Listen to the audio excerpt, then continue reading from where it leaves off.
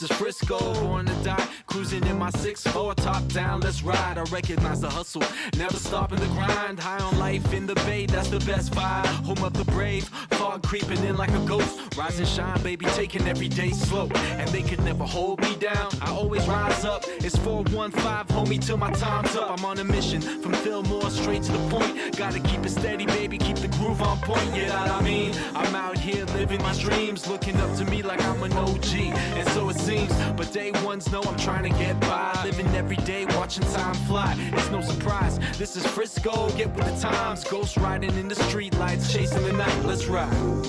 We're straight out of Frisco, Straight out of Frisco, yeah. The city, the home of the brave.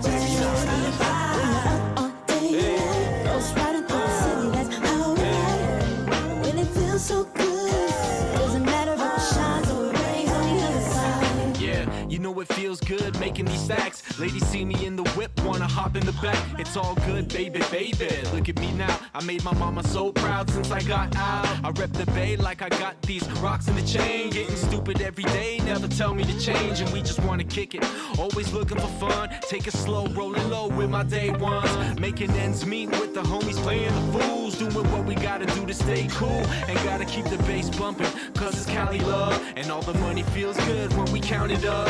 It's that West Coast living, Frisco chillin'. No other city in the world give me the same feelings, and nothing else seems worth all these busy nights when I'm riding Bay Bridge to the city lights. Roll with me down Frisco. We're straight out of Frisco, the Bay. That's how it is, man. The city, Every day we grinding. home of the brave. When you're up all day, Fillmore to the point. ghost riding through the city, that's how we ride. When it Straight out feels to the so Bay. good, doesn't matter if it shines or it rains on the other You know how side. it is.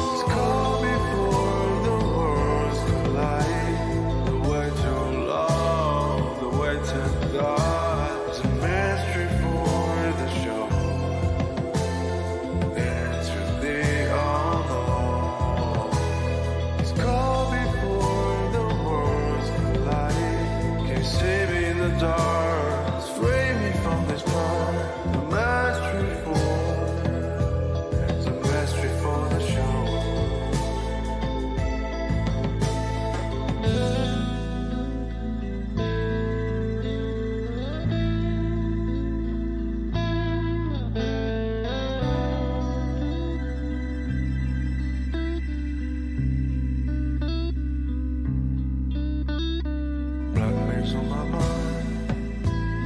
Only knew this road is gone.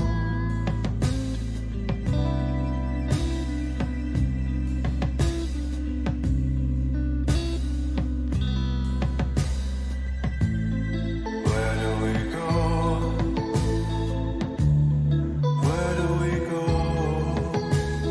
Embrace the light before the dawn. When you say it's cold, it's cold, it's cold, it's cold before the worlds collide.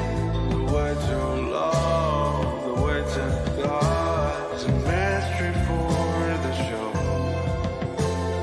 Into the unknown. It's cold before the worlds collide. Can you save me in the dark? Free me from this path. The mystery for the show.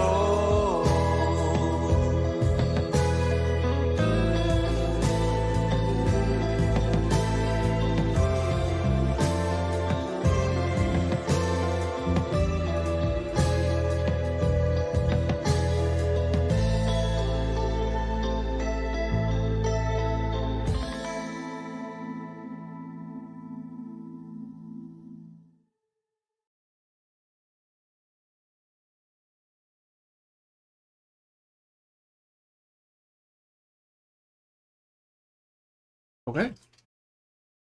Hello, hello. Welcome in, everybody. Welcome in, Eli. Welcome in, Ethan. How has your night's been so far, or day, depending?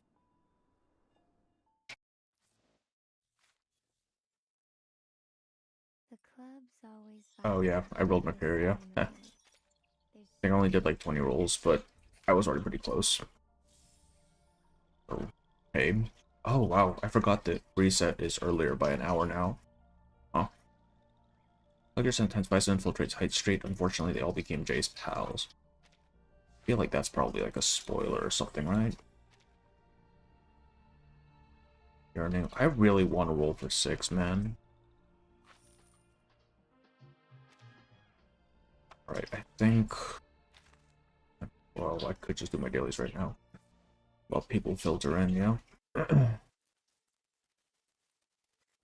I don't know how long 2.0 is. I would like to get it all done tonight. We're gonna see if we have time. Unseen landscapes, strange, interesting people, very peculiar experience, like a new journey. Unseen landscapes, quite vast, dangerous, endless. I like sights like these, it adds color to the journey. Perhaps this is a kind of romance. My wildlands, wilderlands. Welcome in, Dragon. Welcome in, Mask. How are you guys doing? Energized events, climbing, emerging from the yeah, I'm in bad mood. Okay. Cool.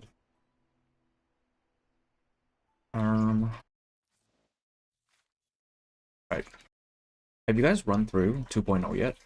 Like, is it long? Can I finish this in one night? Because I can maybe go for 4-ish hours before I have to go to bed.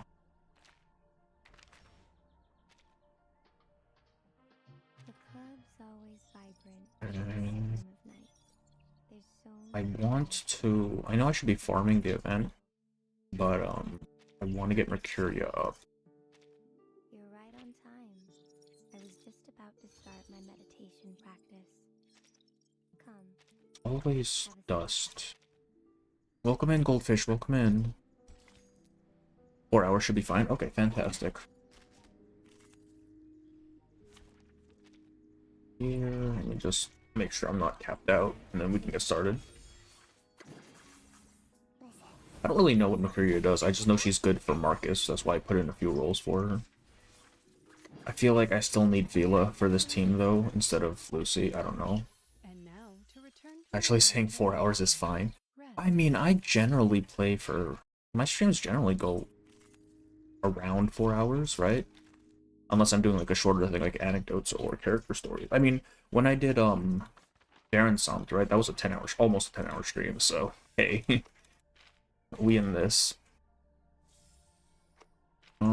I have all day to do dailies. I'm not too concerned about that. All right, let's get started. Let's no dilly dallying. Actually, wait, let me click that. There we go. Lower it to the Golden City. I did skip through a couple because I wanted to get to the farming stages, but then this fucking thing blocked me, so I didn't get to farm. Fantastic. I didn't actually look at the story yet, though. Weekend Fever. The disco ball and the pretty girl. Get ready for a great time, friend. I really enjoyed 2.0. Lots of good stuff. Okay. From what I understand, everything after 2.0 forwards is actually going to be pertinent to the main story. That's what I've been hearing. So this is actually, like, important for our current status, is what I understand. This. I always skip and just watch streamers for story, so there you go. Hey, it works, right? If it works, it works. Okay, let's do it.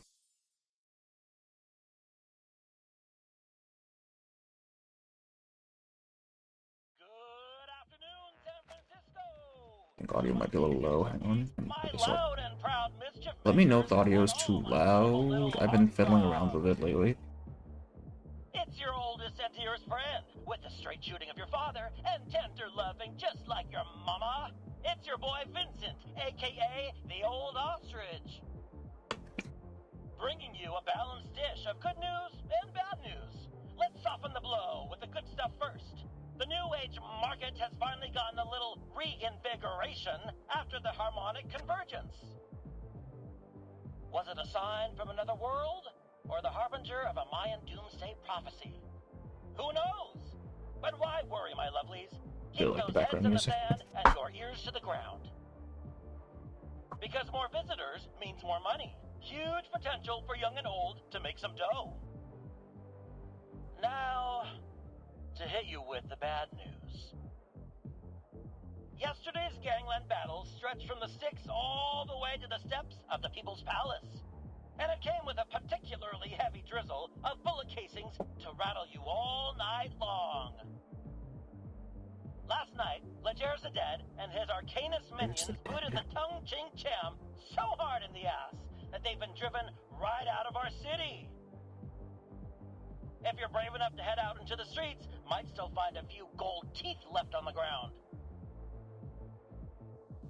Now, the sweet, naive 1990s. souls among you might think that means our fair city will finally have a moment of peace. But you listen to Papa Ostrich here, kiddies. This is only the beginning. What Legers wants is nothing less than the whole damn city. And I have it on good authority where he's headed next. Is this a GTA? Is this what this story is gonna be? Street's very own show. Is it all AKA gang wars? Jay Brown, for a steak and that juicy New Age market pie. Here's hoping that it goes smoothly. But if that fails, at least we'll have some quality entertainment. Now it's time for the Old Ostrich to duck his head again, leaving you with some solid music to groove your body and shake your booty with our next track, The Golden City. See, I'm a bit confused on the time. Like, I know it's the 1990s, but wasn't disco, like, set closer to 70s, right? Give me a break. Anyways, what can I get you, guy? Get you, guy. Tequila. Gio waves his hand, and the rest of his gang break off into the crowd. And He pulls a bundle of notes from inside his jacket and puts it on the table. straightforward. I like that.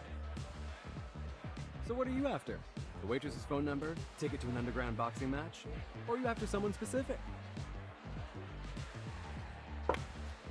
The bartender's idle chatter digs under Gio's skin. You know what I'm after? I'm after you shutting your damn mouth. Yeah, man. He yanks the bartender by the collar, pulling him in close as he growls out his next words. Cut the smart with me and listen, because I'm only going to ask once. Where is Jay? Point him out, then get your ass out of my sight. Jay. Whoa, hey, easy, man. I'd be happy to. You gotta tip me. I guess it's a retro part of the city. Yeah, that That seems bastard owed like me money, so the you case. can go ahead and beat Unless his something ass. weird happened with time again. He drops the bartender's collar. You better not be playing with me, because that's a good way to get cut. But hey, man, little heads up. Jay was born and raised in Haight Street, and he knows the place better than anyone.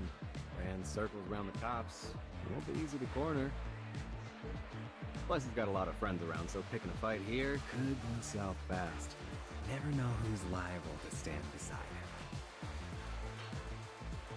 Gio's eyes narrow and dart around the room, but the bartender attempts to change the subject to calm things. But you know what I say. The good times are over, so Jay and all his crew can bite the big one for all I care. Hey, and just so you know, you're the first one with enough guts to mess with him, so whether you're here to break his nose or... Well, this shot's on me, bro. To you, and your boss. The clinking shot glasses at last break the ice, as a wry, wolfish grin escapes Gio's face. You're a smartass. We need more people like you. Young guys these days. Jammed by arcades and slots, you know? These adult children living in their mother's basements. Damn. Come on, They ought man. to be out here begging for a job. Come on, man. A heavy hand lands on the bartender's shoulder. What's your name, pal? It's Vern, sir. Burn. Put it there, Vern. Call me Gio. Their hands clasp together in a hearty shake. Alright. Now you point me to this J best. And afterward, if you're looking to do some hustle, meet me at Rouge Street. I'll take you to the boss. Shoot. Yeah, it's getting a little real Mind yourself, personal, yeah. Will ya? The old man's been unpredictable lately. Yeah, Wait, Gio's fly a off bit the of handle, you a know? hothead, yeah. Thank you, sir. The bartender moves to speak, tilting his head to one side. I probably shouldn't pry, but what do you want from Jay? If you want to take him down over Hate Street, you'll be disappointed.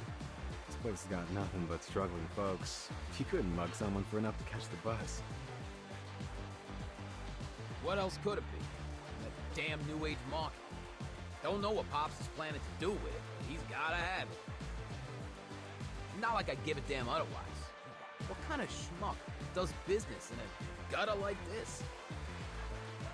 Pops is stubborn about it. Used to be I'd have a say in private, but he don't listen to anyone now except those freaks from the order. I'm that guessing like- the order is Manus. Not that I'm crying about it, but robbing folks who ain't got no money, kicking them while they're down. It don't sit right. But orders. So maybe I'll turn a blind eye when I can. Damn, the guy's got scruples. That's surprising. The grin on his face goes sour and he scans the bartender's face again. You ask too many questions. Oh no. No worries, man. You were looking for Jay, right? That guy in the suit. Near the dance floor? See him? Gio is already up and walking away before the bartender could finish. His followers join him as he moves, advancing like hungry wolves towards their target. The bartender drops his act, and with it, his smile turns fierce. It's Jay. At the same moment, the silent woman stands up from another table and makes a graceful exit. Joe doesn't worry. Yeah, there's no See you way. later, Jay. Yeah, Jay was the bartender, huh? The party, yeah, responds with an imperceptible nod.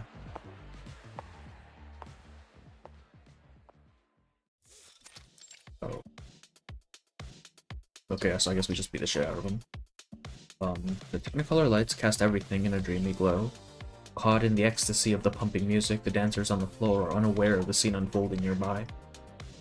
The lead wolf fixes his gaze on his target and signals to his pack. 3, 2, 1. On his signal, they rush to the well-dressed gentleman. Hold him down. Down. In a flurry of action, the gentleman is thrown from his seat down to the ground. As the violence erupts, the crowded dance floor freezes and the music stops on a skip. Gentlemen, what is Oh no. Pioneer. Gio steps hard on the gentleman's shoulder, leaning down on him. His face is twisted into a predator's smile. Tie up his hands, but careful you don't break them. Nail. For now. Sure thing, Mr. Gio. Dentist. Geo seeing a dude in hoodie resting a big ass gut sword on their back. This bartender Loki got. Yeah, I don't know, man. His grip tightens, veins bulging, and then cracks. Yeah, there's no way. And Geo's kind of stupid. The gentleman's hand pulls loose from his body, popping up through their grip and rolling across the floor. What the hell? What's going on with... Huh? Eh? An unseen hand taps Geo's shoulder. He turns his head. A heavy punch strikes him across the jaw. That hurts. You got rocks in your jaw. Hey, Joe. Jay shakes his bruising hand before extending it down to the mannequin gentleman on the floor. Trust me, you're the perfect bait. You draw the fishies in like a magnet. I'm bait? This is terribly unbecoming of you, Jay. Do you realize how many times this is? My body may be artificial, but my soul can feel pain too. No. Oh no.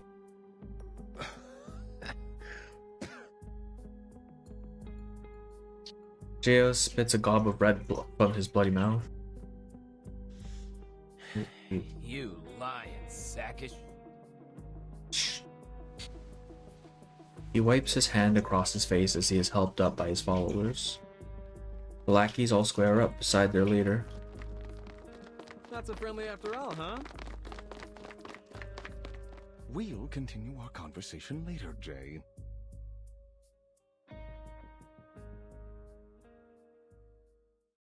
Alright, so this is the battle, but I skipped through it, so... Pop. Geo's dagger falls to the ground in a ringing clatter. Now who's lying, Mr. Geo? You took my shot, but you didn't even break that J guy's nose. Still, thanks for the offer. Give my best to Mr. Leger for me.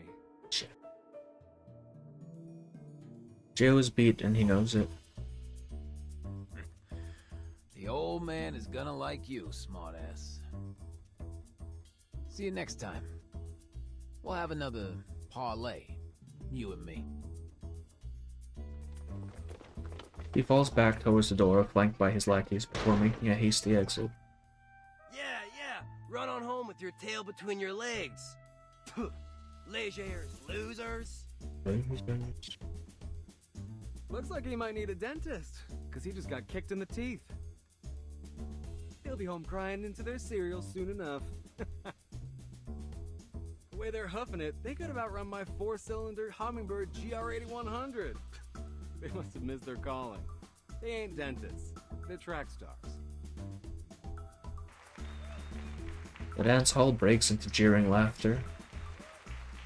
Bottles are raised and cheers made in recognition of their triumph.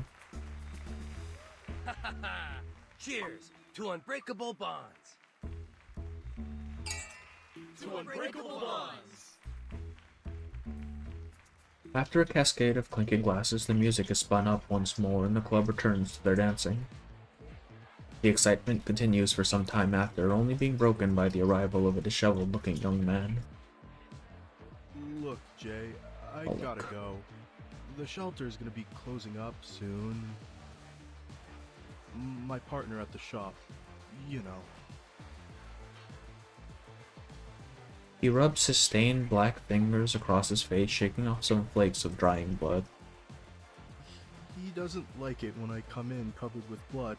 Scares the Richie-rich types away. It is getting late. The celebratory atmosphere wears thin and tired as more people leave. It's all good, bro. Thanks for coming today.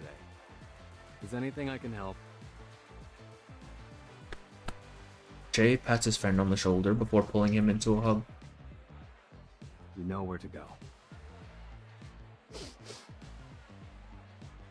Pollock sniffs, returning the hug with a tight squeeze.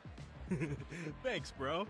But if you're really such a good friend, how about you spot me $250,000 or so I can buy that sweet new convertible Lamborghini LM50? Well, since we're such good buddies, right? Yeah. Yeah, sure thing, buddy. Right after I give you a knuckle sandwich.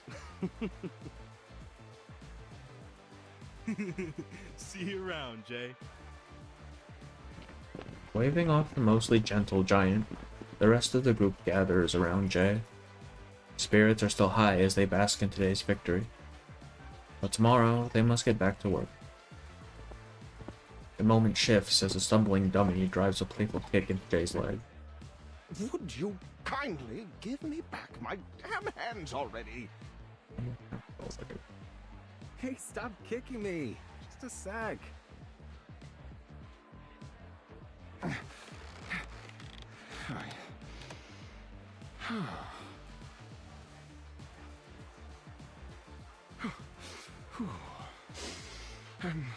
My apologies. Where were my manners? Just ties Please up don't tied take it properly. personally, but I need to warn you that Whoa, wait. Someone's missing. The disco ball continues its spin over the empty dance floor. Where's Mercuria? Hey, Miss Sputnik. Have you seen her? Wait, why is Sputnik here? His eyes fix on the shining ball, which stops, then descends from the ceiling to speak. Oh, Miss Mercuria. She left in a hurry, carrying that dagger those rough-type gentlemen dropped. Why is she here? do What? we follow her? No, of course not. She's just doing her thing. He shrugs, looking out past the door.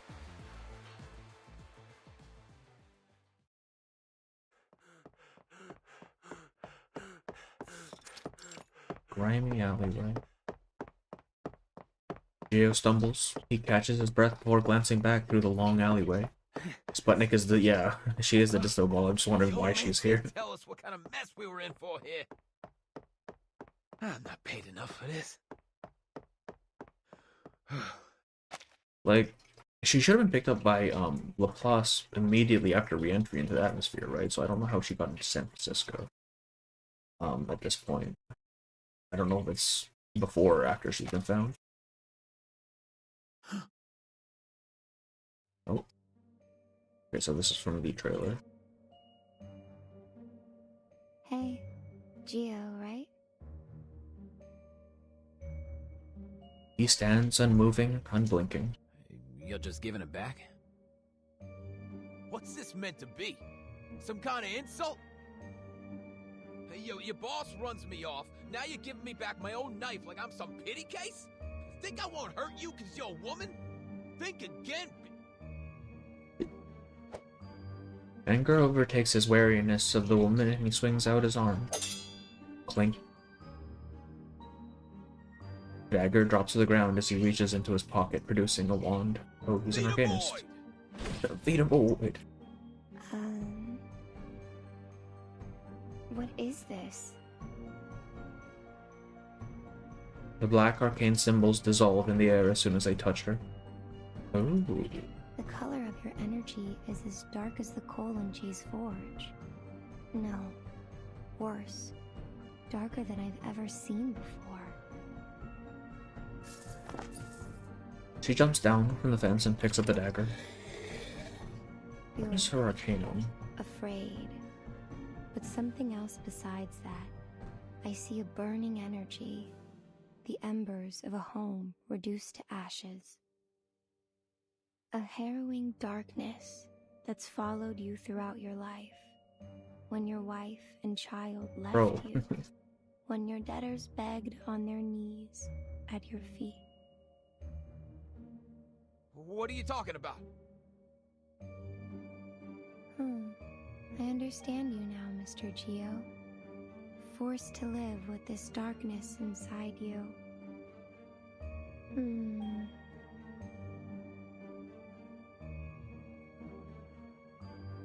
She seems lost in her own I'm thoughts. sorry if I scared you, but I'm only here to return this. She delicately places the dagger into his coat pocket. He shivers as if hit by a chill wind. You're a boy trembling inside this brawny shell of She has no... Yeah, this got very personal very quickly. What is... far down a path that you never wanted to set foot on, Mr. Geo. Man, she does not hold back. If you need help, find me in the New Age market.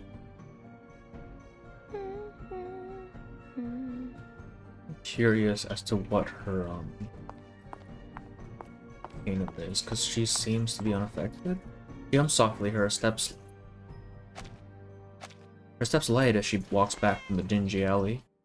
The man it's not even autoing. The man stands in place, lost in her words, until an alley cat leaps over his shoulder. In a daze, he recalls the first time he fired a gun, the blood and brain matter, and the trembling midnight he spent hiding in the bathroom after. Dukes.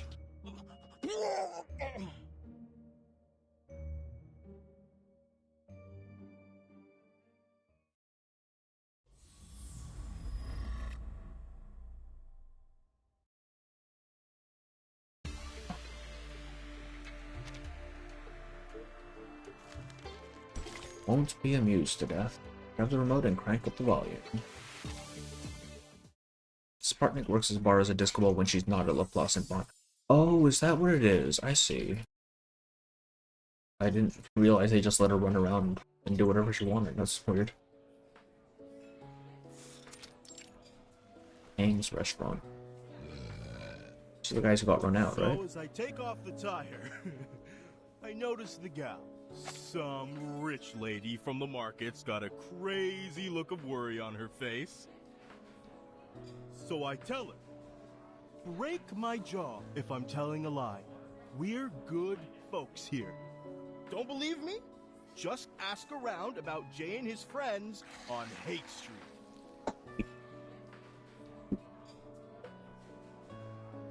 The bar, the drunken mechanic sways unsteadily, bellowing out a story.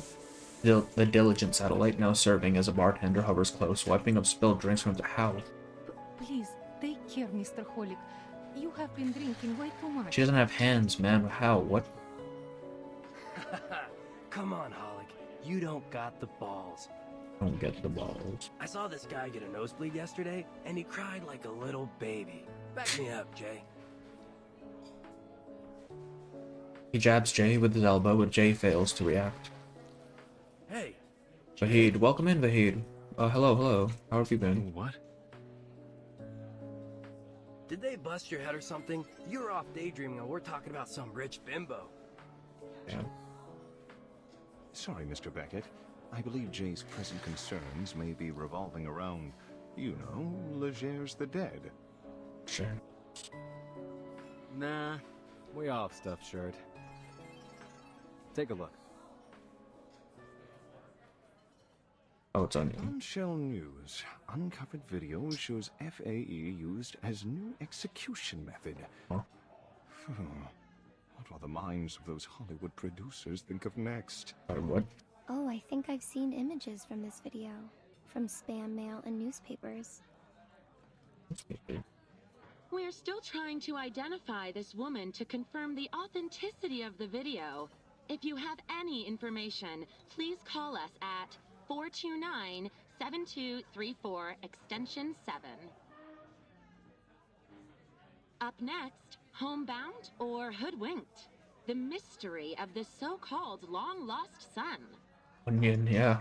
What is she doing here? So is this a... Howard Eden, a retired army veteran, and the stranger claiming to be his long-lost son. Howard Eden. That's important. But is this a heartwarming reunion?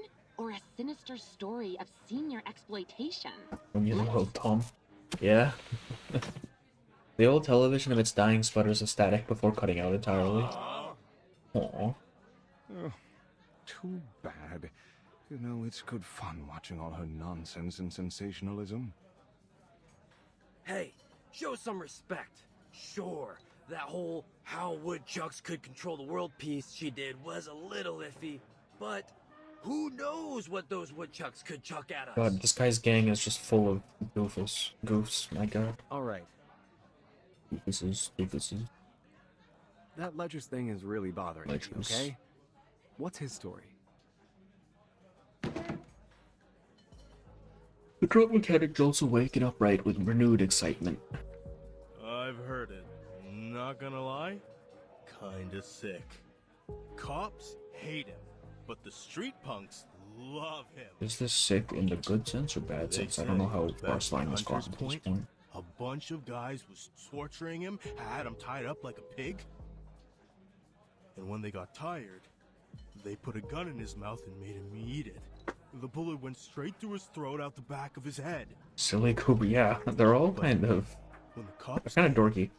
they found nothing but a few bloody teeth. He was gone. Oh, Scary, right? But here's the thing. Yeah, Legers is a pure human. So what happened?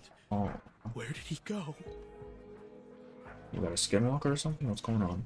He waves his arms dramatically, animated and almost cartoonish in his performance.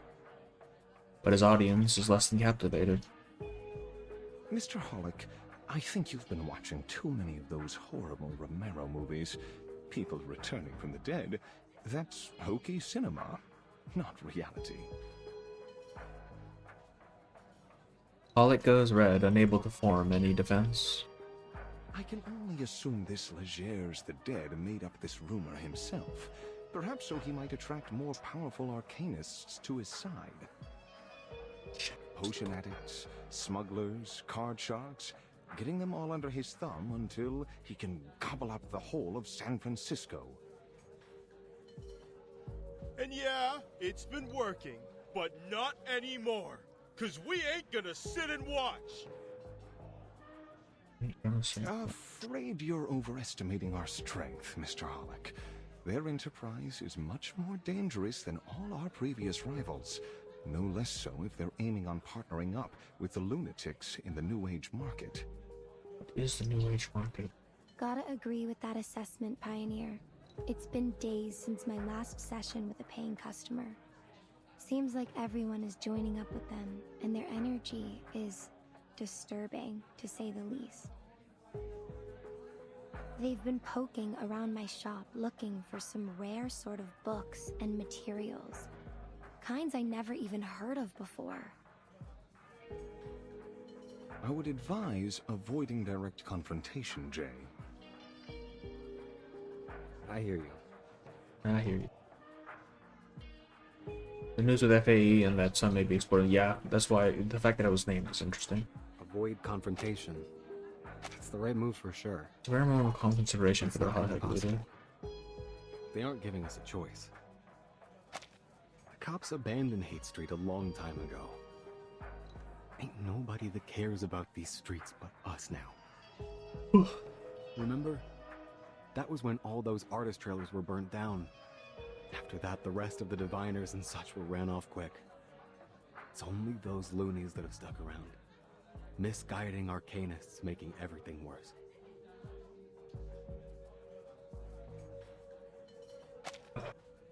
You check out the new special EP yet? It's a rap music video. I haven't. Was it the one that was playing in the in the waiting room because I was doing other stuff at the time.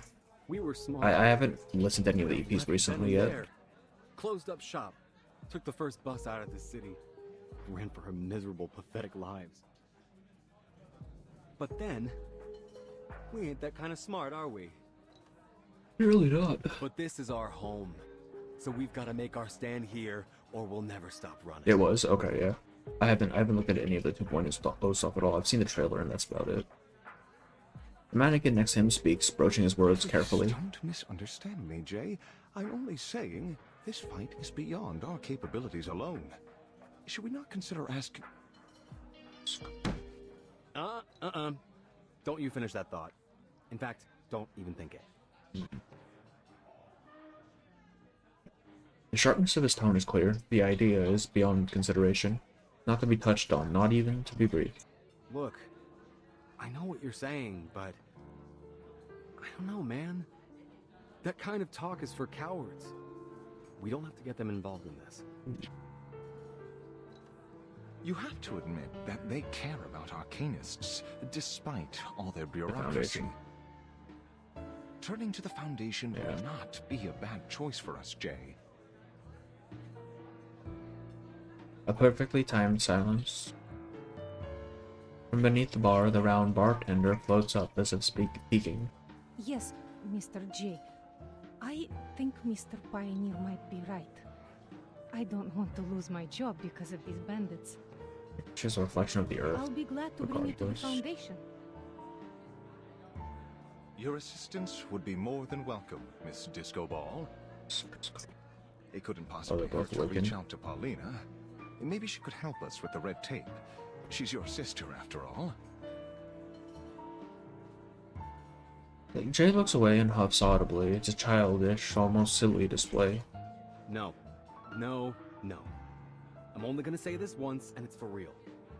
This is our own business. Nobody else's. And especially not hers. Paulina should be dead, right? This is Paulina after made the her 1.9. choice. She could have talked with me. She could have approached us, if that's what she wanted. She had the chance. Does he not She's know? had years. Not a word. She has her own life, and she made it out of these streets. She ain't coming back. She ain't even looking back. She's not that little girl tagging around us anymore. She's got fancy marble floors now. Got all that decency and good taste that she never had here. She doesn't need us. You think I'm gonna scrape down on my knees for her? Rather stick my foot in hot slag. At least that way I'd have one leg to stand on. Jay, At the same point, no? please, just give it some thought. This may be the only way for all of us to survive this. Ugh, need a drink. What do you mean she's dead? Well, because I remember Paulina was mentioned in 5.5, the interlude chapter between 5 and 6, where Hoffman mentioned that she almost made it out of the storm, but she didn't, and only her hand was saved, right?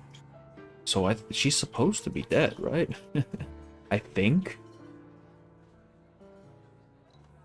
The timeline is that 1.9 storm and the story 2.0. Yeah, exactly, right? She disappeared in the second storm, so why does Jay not know? What? What the heck, man? Yes, Hoffman wrote about her. Exactly, yeah. So I'm not sure what's going on. But as he does, a darting figure collides into him at an unfortunate angle for the both of them. Oh, is it Matilda? Just hit me in my... Dude, that's not cool. Is it Matilda? He crumbles over, wincing with pain. As he collapses, a handful of coins tumbles to the floor. Shoot, run! It's not. It's just some dude. The small boy makes a panicked sprint from behind the bar. The round bartender stammers out a revelation. Oh, they're stealing. Mr. J, all the money in the bar is, how is it you're saying? Gone! Go home. Cat... It'll be Cat's answered that why they don't. kid. Okay. It's that kid. He doesn't know because he also got... That's true. Yeah, actually. That is true. Beckett moves to block the little thief, grabbing him by the scruff of the neck. 1.9 storm is 2.0, right? He takes a look at the thief's face. Knew it. Cat-Eye Wisen, owner of the most infamous sticky fingers from here to the market and back. Little dude, I know your dad ran off with those guys from the Order of Enlightenment, but why didn't you go to the shelter? You trying to get yourself hurt out here? Let me go, you big jerk! The would-be thief spits on his face. Beat this kid to Sooner hell or and later, back, someone's my gonna god. teach you a lesson or two. Don't think that arcanist mom of yours wants you using your cat eye to steal things. Beckett grabs the boy's hand, taking his remaining coins. As he does, he reveals a gruesome cigarette burn on the boy's hand. I know things seem tough right now, kid, but acting like the world owes you something, it's gonna bring you nothing but trouble. When I got my finger chewed up by that machine, I lost everything. I could've went around sticking up places. I didn't. Think you got it worse than me? As soon as I saw his eyes, I knew he was mixed blood, yeah. Those are weird eyes. Mercuria picks up the coins strewn about the floor and walks over to them. He signals Beckett to let the boy go. Hey, we gonna let him go just like that? As he releases his grip, the boy falls to the ground. Mercuria lowers herself to the boy's level, gently slipping the coins back into his dirty hand. Go on. Your friends are waiting out there. Are you gonna pay us? Damn. They look towards the door. A group of ragged, filthy children are watching them back, retreating timidly as they meet their gaze. But, Mr. J... Mr. J. It's fine, Sputnik. Let him go. These kids lost their homes to the New Age market. Their parents deserted them. They've got nowhere to go.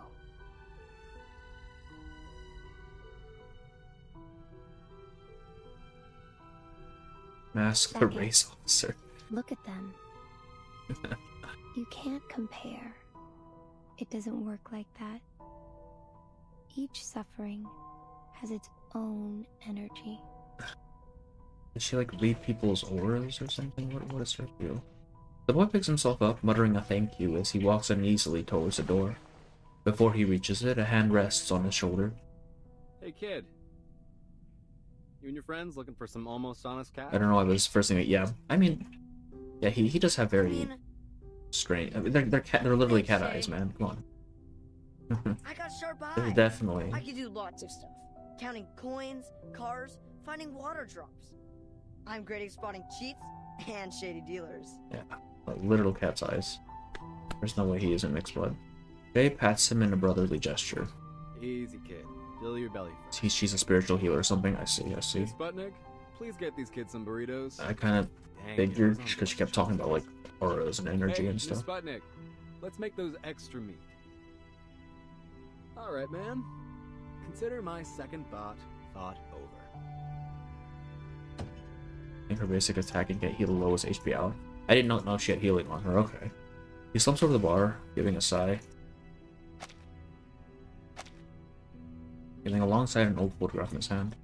In the photo, he stares at the girl caringly, like while she looks cold, longing for independence and freedom. I'm assuming this is Paulina. Yes. I don't know if we've ever seen a picture of her before. No. Regardless. Sorry. But get this straight. If I see her fold her arms and give me any of that snooty attitude, we're gone. Out the These door. folks really care about kids. Yeah. They didn't just beat the hell out of them. That's crazy. That's very uncharacteristic of 1999, right? Oh. Alright. A few simple letters clear of dust. The underlying concern is evident, but there are also hints of restraint. Pick up and look. Return to sender, April 3rd. Hey, I heard you just arrived at the old headquarters of the St. Pavlov Foundation. I bet you're disappointed by how they put on airs while talking so crass. Talk soon. Oh, how have you been waiting? Alright. Talk soon. Waiting for your good news, kiddo. April 20th. Pollock is saving up her open repair shop. The guy is finally coming to his senses. I still haven't gotten your reply, Polly. If you threw my letter in the trash or burned it, let the mailman know so I don't have to keep wasting paper. Take care of yourself, kiddo. Are you keeping so busy? What's end? Be back. Oh yeah, so they're a bit estranged at the moment. The polka dot neck scarf reminds me of Regulus so much. Yeah, it really does.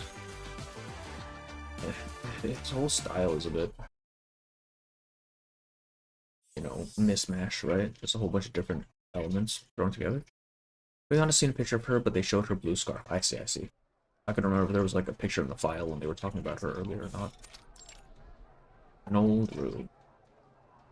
The wind sways the window shutters as it blows in through its gaps. Oh. The thin door does nothing to block out the noise beyond it. Clattering dishes, clinking glasses, and chattering talk peppered with curses. Who the hell was Joe holding hostage? That was his sister, man. He wasn't holding her hostage. Curled up on the bed, a girl sniffles. Oh, come on. But Joe, those men in white said Curled on the bed, someone a girl sniffles. Did she have an accent? Those men in white said there won't be any more death in school. And nobody will be hungry, just like before, like with Mom and Dad. Does she have... They'll give us candy, and soup, and real meat every week. And a big comfy house. Yeah, I remember that. She raises her little hand as if reaching out to a dreamlike house.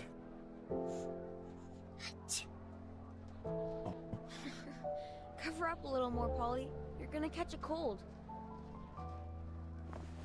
Her brother wipes her nose with the back of his coarse and calloused hand. You can't trust anything adults tell you like that. If they give us candy or soup or even meat, it's because they want something from you. She's French, okay. Why does she have an... Is she adopted? Are they both adopted? Least of all from people like them. But they did give me a fun job. See, now I can make straw dolls and sell them for money. Straw dolls. She's French. The R sounds are a dead giveaway, yeah. Yeah. The chubby pile of dolls are stacked up in an old wooden table nearby. Our little Paulina is one of the most cleverest kids in all of Hate Street. I'm guessing they're adopted. So, I'll say bad guys? I'll say bad guys. Bet on it. Only good adult I ever met is Mr. Tang. Okay. But Joe, what if they're Let's not put lying? ourselves to death. And you don't have to wash dishes, or take off tires, or any of that stuff. Jay! Hey, Jay! 2,000 beers for our guests! Get the move out, lazy boy! Lazy boy? Jay is mixed blood, and the narrator says that Pauline is pure human. Oh, yeah, okay, they're adopted. She's adopted. They're both adopted. A loud voice booms through the door, his tone sharp but strangely paternal. Don't overthink it. And their father is Asian. Okay, yeah, Right, definitely Jay? adopted. Always will be. Okay, but if you do leave, you have to tell me first, because we'll always stick together. Deal? Deal. He rubs her hair before tucking her and her bear into the blanket. Sleep tight, Polly.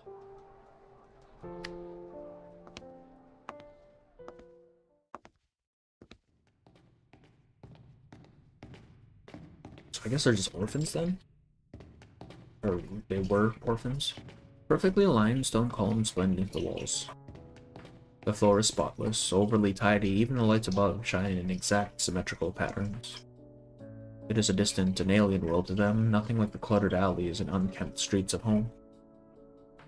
This place is ritzed up like a palace. Who do they think they are? The foundation. Who needs a floor that shines like a mirror? What, they hire a dog to lick it clean every day? Oh, Philistine as ever, Jay. It's evident the people here must possess exceptional aesthetic taste. What is I'm at my pioneer limits still, of you man? sucking up to them. This place is built like a fortress, a bomb shelter. Makes me feel like I've got a target on my back. Can't imagine why anyone would feel safer here. You ask any artist, they'll say, clean kills the soul. Might look clean and tidy on the outside, but inside... He looks around absent-mindedly, failing to notice his 3 staff members walking in his way. He's never heard of them. Yeah, I mean, would you expect him to, really? Oh no. Oh no, she's here. Oh god. And she goes off on him at like a turn of a dime? Is that the expression? Stuff. On a dime? Excuse me? Did you just call me short stuff? Matilla's like a chihuahua. She just immediately starts barking. Jay is clearly taking pleasure in the petite girl's annoyed outburst. I apologize for my Works in a restaurant. That is true. That He is used to true. mind his own manners. Considering you two look as though you have just wandered in like, how do you say, lost puppies? I'll let it go, just this once. Tilda, please. Are you here to register as Arcanus? Sorry, we're just in the middle of a shift change. Please wait a moment. Isn't it Fiona's shift? She should be able to handle this on her own. And I want a character that has the female Foundation officer's fit. It's a very cool outfit. Got it. She leads the team away with swift half stomping steps.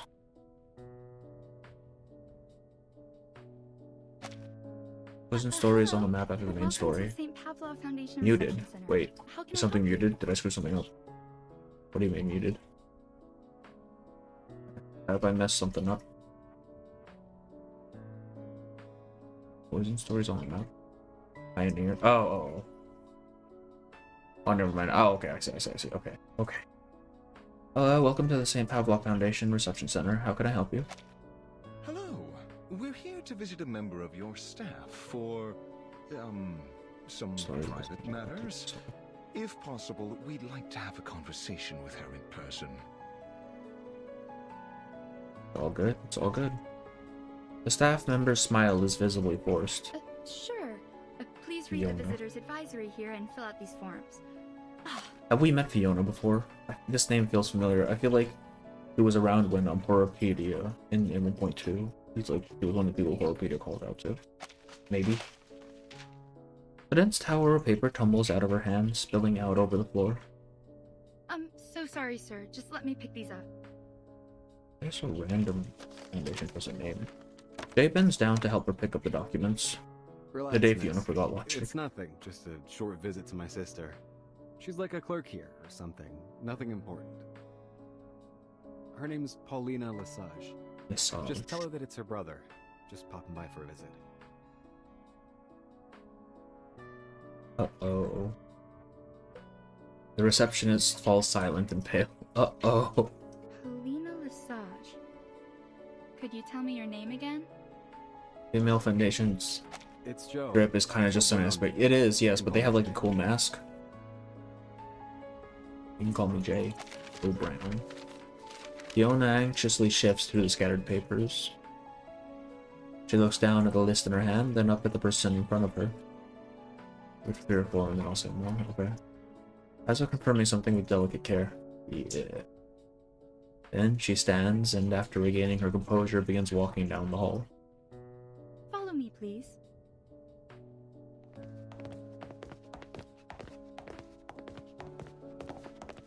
Miss Paulina was one of the first people I met when I joined the Foundation. She was so talented, so incredible. It was no wonder they gave her all the big assignments. I could always tell she was very proud, but not in an arrogant way. She never turned her back on people. I always knew I could turn to her for advice.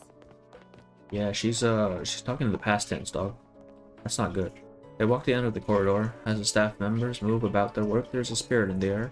Light, almost joyful, as if it were the day before a holiday. It's the first time that we swept Manus that badly. They even forgot the rest of their supplies in the basement. What are they gonna do without those? Now that we have some spare manpower to chase after them, I heard the Team Razor has started searching for the Foundation. Razor mentioned, hell yeah. After all this time, we're finally back on the trail. I don't know, man. Just put a As hat it on. seems to be, I'm worried the news is getting out of control. Now rumors are spreading everywhere. It could get dangerous. Otherwise, why would we have been assigned here with Mr. Bernard to get to the bottom of this? Shh, zip it.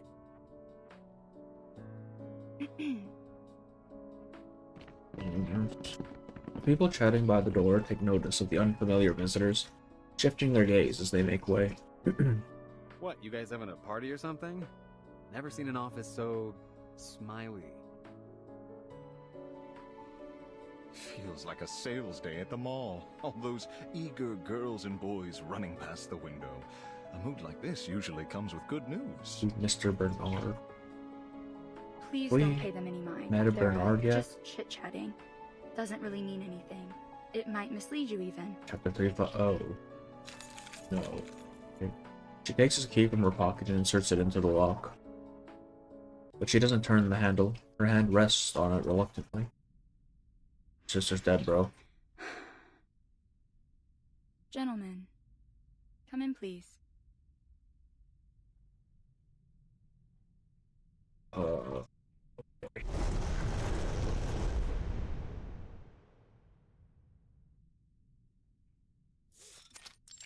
Archive room, San Francisco branch. Ooh. Beams of harsh light. Beams of arc light descend from above, stretching near to far. The space is vast and silent. Despite all the smiles, it hasn't been easy for us recently. Our time and resources have been stretched thin. We've suffered a lot of losses. It still feels a little Oh, he's the unreal. person who helped Z. Oh. Right, the... A lot of good people What sacrificed was his name? Dang, everything okay. they had to get us where we are. I thought it was something like Latin, like Santiago or something. I don't remember. The walls are lined with transparent cabinets, each marked by a stamp-sized photo. Next to the photos, the label numbers increase like a timer, progressing digit by digit. To send out test flight form, okay. The numbers grow, ticking over from tens to hundreds and further. Excuse me? I suppose that's also just idle chit-chat. Maybe I don't know any more than they do. I only just wanted to say, since your family, that Miss Paulina was one of the best people I've ever met. An asset to everyone here. at Yeah, the she's Foundation. gone. She stops before yet another column of cabinets, no different from the many behind and in front of them. Each one the same as every other, except for the photo. Gentlemen, this is where the remains of all those that died in the service of the St. Pavlov Foundation are kept in memorial. Yeah. I'm so sorry that I have to be the one to tell you, but Paulina is here too. Damn, man. There's the hand. There is no grave, no coffin or epitaph. Just a transparent cabinet to serve as her headstone. A plain and ordinary box, void of any sentiment.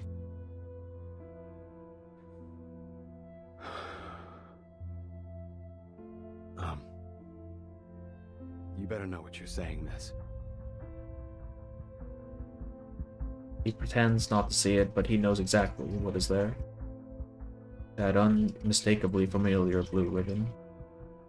I'm sorry, Fiona dear. Would you mind giving us a moment of privacy? I'll be waiting outside. The figure grows more and more distant, receding back through the space until vanishing altogether.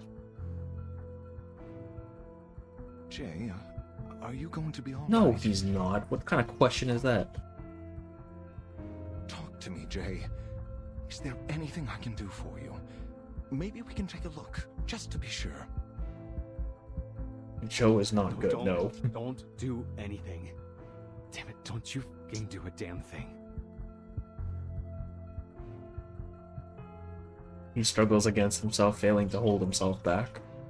How can all that someone was be in a box like this? It's so small. This is some kind of sick joke. Jay! Easy, Jay, easy.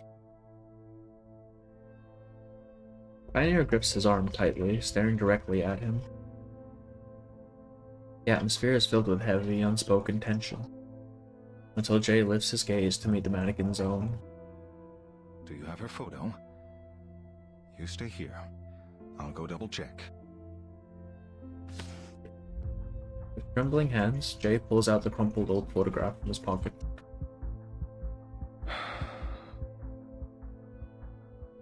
I know, Jay, a lot of things happen. He holds the photograph, comparing it closely to the one on the box. And a strange look of astonishment washes over him. Jay! Jay! This can't be right. Come here, Jay. You need to take a look at this. What? Jay walks towards him like a zombie, and then... Wait, this? What the heck? This isn't Paulina. What? It's as if a light suddenly flickers on over his head. So then what? This is all some kind of bullshit? That woman out there just decided to mess with my mind? Or did she not want us to see Paulina? Maybe they got the photo wrong? No. Look at that ring on her finger. Polly wasn't married. She couldn't be. She would have told me. Doubt it. Unless she just doesn't want to see me at all. So maybe she put her friend up to all this. But this just gives her away. What? Polly said it herself. She'd rather die than stay with me and never live at all. I knew then she'd never look back. Man, this was stupid. Never should have let you talk me into coming here. I know that sometimes brothers and sisters don't get along, but I thought that only meant little fights, quarrels over toys. This is something much worse. We're leaving. Now. Ugh. I can't stand the idea that she's just looking at me through a monitor, maybe even laughing at her pathetic loser brother. Get me out of here before I turn this place upside down.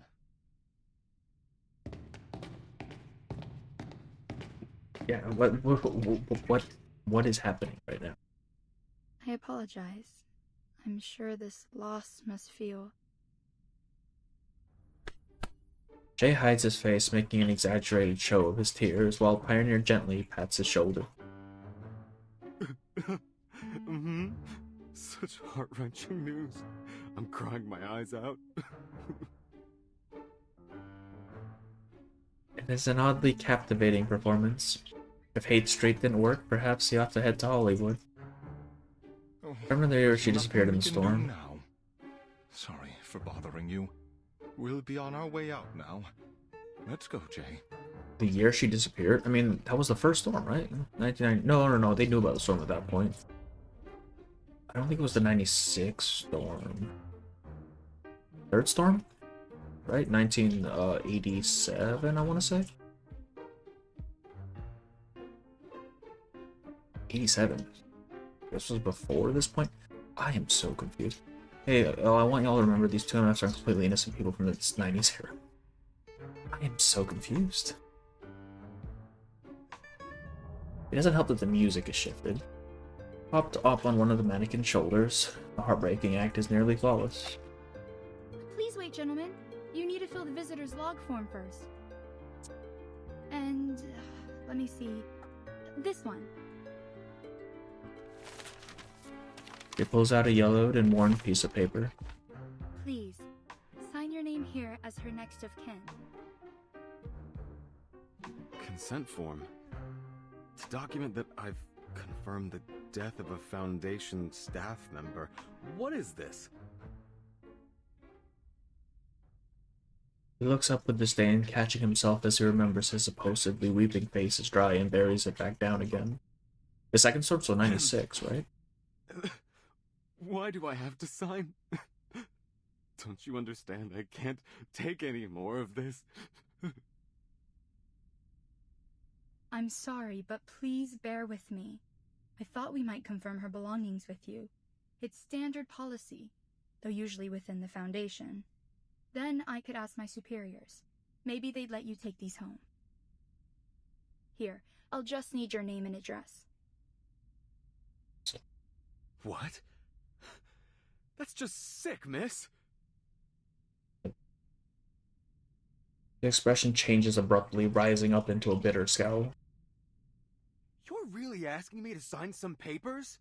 For what? So you can hand me off some old junk and pretend this never happened? You think that's enough to get me to stop asking questions? Where is she? Oh boy. Did you really think it would be this easy, sis? That I didn't care? He grabs Pioneer and runs off without looking back. Sir? Sir! Oh, are we? Security, stop those two Yeah, gentlemen. we're getting... They haven't signed the confidentiality agreement. Man, before security can react, the duo have already escaped into the crowd. Come on. Excuse me. Excuse me. Man, move your ass or get moved. Jay, please. They dart through the bustling halls, dodging employees with cat-like grace. What's going on? He couldn't accept it. Like No, he tried to get couldn't. your bill for dinner. There's no way. Told you these Foundation creeps are all the same. As soon as you don't buy what they're selling, they start trying to get you shot. Yeah, they went She on a wants to little cut hard, me didn't loose, they? She can damn well say it to my face, but not like this. Not this bullshit. Bullshit.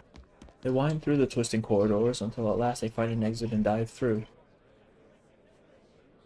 There's a wave of uneasy commotion in the hallway as people gathered in a throng. A tall man moves through the crowd. As he passes, the throng goes silent. Oh boy. Fiona, can you tell me what happened here? So that's Bernard. I don't remember him. Honestly, I don't. Pedro. Pedro's the one I'm thinking of. But he was definitely against, Z in Chapter 4, so don't remember Bernard. Chapter 4. Alright, hang on. I need to use the restroom real quick. Give me like 2 minutes. Yeah?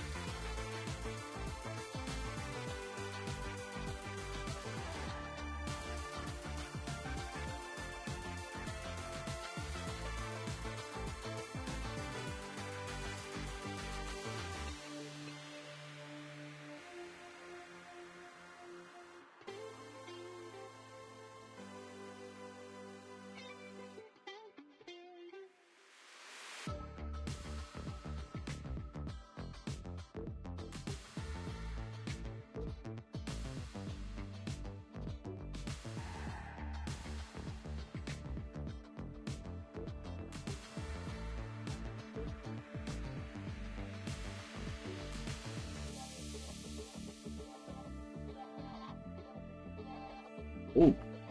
Oh, cold, cold. Yes, this hero torsion. So his sister confirmed dead, like Leo's. But wait for the reveal we get in there. Okay. Okay, okay. Well, let's go.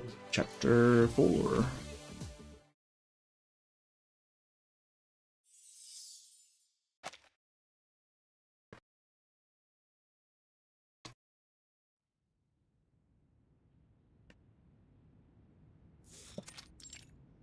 Guest room, San Francisco branch.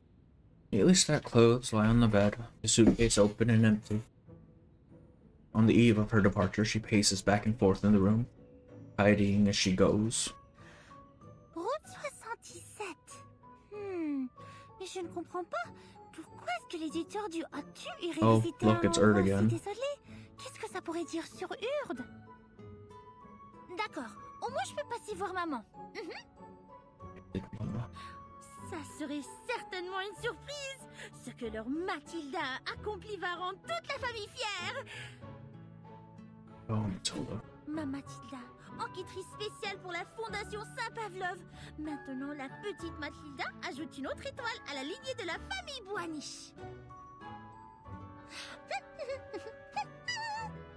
Come on, man. Knock, knock, knock. The sound of knocking comes at an inconvenient time. Miss Boniche, a moment of your time. Unfortunately, it seems our mission has been cancelled. Damn.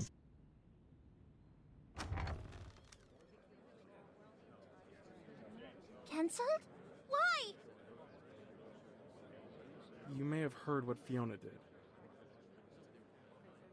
Well, I had heard the chatter about it certainly, but she only just started as a receptionist. It is no matter if she is a little unfamiliar with the processes and, Per regulation since the first storm, families of the deceased employees are no longer informed of their deaths. But she made a mistake, or forgot. Oh, so he wasn't even supposed to find out. What the fuck? If those families seems to come from a healthy family without weapons. That's not actually true. I mean, to a degree, yes. But also, I know that she's kind of neglected at home. It's in her stories. They kind of work too much and she doesn't get to see them. And the only reason she's like super competitive is because they only really acknowledge her, you know, The successes. arcanist she received earlier got away. But I mean, she's definitely getting the best out of everyone else, right? Didn't even fill out the proper forms. Ah, pas bon. That could indeed represent a serious intelligence. Oh man, Fiona fucked it up real bad. What the hell is their OPSEC right now? Mr. Bernard asked that we get ahead of the narrative before it gets to the press, given how fast the news spreads in this day and age. New orders are for us to find these two visitors and prevent the information from further Erd does merit the blind lady. You know she appears everywhere. Yes. Us? Oh, what the fuck is Erd? Yes, Erd, So then our present task tracking down the editor of O2 will be reassigned to some other... still better than, yes, very much still better than Whoop. Yes. She's definitely gotten, like, the best out of everybody else in the Foundation. Correct, ma'am. Tracking down these two arcanists was given top priority. And... Oh. those two were the same ones you ran into earlier today. Oh, so we're being hunted right now. Okay. New Age Market? Yeah. Fortune tellers, alchemists, and arcanists of all stripes gathered together. From magic-infused chords to rare alchemical texts, and a dazzling array of herbs, its goods have attracted a steady and constant stream of visitors. After the harmonic convergence, we discovered the failure of prophecy and eschatology, and the new possibilities of coexistence between the faith in Numa and science. That's interesting. What the hell is harmonic convergence? Are we in Avatar right now? What the hell? Someone disappears in this form, you're not allowed to say they no longer exist to family and friends. Yep. Yeah, that's their whole, like, secrecy thing, because you could cause another, critical point, right? You toast to do anything about Sanato. Yeah, that's Matilda. Claim there is one God, and God is dead. But is that so? Friends, it's time to abandon the disputes of religions and to know that we God is are dead. one. That's Nietzsche. God is you. God is me. Oh. In the midst of the bustling crowd, a speaker gives a lecture out to no one in particular, seemingly unconcerned if anyone is listening at all. We've got information that our escaped visitors have gone into hiding with an energy healer called Mercuria. Oh, yeah. It's crowded here. I'd rather not attract attention to ourselves, so keep your heads down. A solitary tent stands out in the corner, a refuge from the bustling crowd. Some kind of temporary tent, and a sign lying on the ground. Something's not right. I barely sense any arcane fluctuations here. Could it be a trap? This market is filled with unregistered arcanists, not to mention the human tourists. There are sure to be dangerous ones among them. That's a little bit... I mean, probably not wrong, but still. With her sharp ears, Matilda notices a faint whispering sound emanating from inside the tent. Shouldn't have known. Shouldn't have come. They're gonna slice me up and feed me to the pigs. Oh, is this Geo? The deep, painful cries of a man break the quiet of the moment. Irrelevant though it may be, it draws the investigator in. The girl shifts her feet cautiously as if approaching a sleeping, coiled python. She delicately lifts a corner of the tent's opening and peers inside. Pigs will eat everything. All the bones, your head. Man, this guy is going not through a it. hair left. That's how they treat traitors. What in the hell happened to you, dude? Pops won't save me then. He won't stand at my side. No. A mysterious girl places her hand over the hulking man's trembling hands. But here you are, Mr. Geo, shivering like a new leaf, because you're ready for an answer. The answer to yourself. She sniffs the air around him. You brought a strange smell with you, and a weak, faltering energy, like that of someone gravely ill. Such as dad. Have you been to any hospitals? On 1.2, Madame Z tells Fiona that Britain no longer needs to join a mission with Xeno, and it was probably replaced with Route 77 mission mentioned 2.0. They had already left for Green Lake. Oh. Yeah, okay, that's way far back. I do not remember that. That's some Mafia shit, yeah.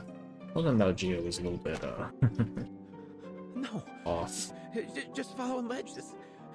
Nowadays, only visits we have are the living or the dead ones. Not much in between. We don't deal with addicts or sick dogs. Wait. Shut it. Before you start, I'm not buying any of your goddamn spices or candles. I'm just here for Probably. Because they probably have it at the same time. Because 1.2 is also 1990s, right? I'm guessing they're like while Virgin's off in Green Lake, Matilda is fucking around here. How did you know about the fire that took my family? How? Are you some kind of psychic? Or a prophet? Tell me! Tell me! He jerks his hands away, only to begin gnawing at his nails. No. Oh, I shouldn't have come here. Unless... maybe I'd chop off your pretty little head and give it to him. That'd be my excuse. What did she do to this guy? He might be bored. In an instant, he presses a dagger against the girl's throat. Matilda fights the urge to rush forward to help. Whoosh. The candle illuminating the room is snuffed out. What have you got?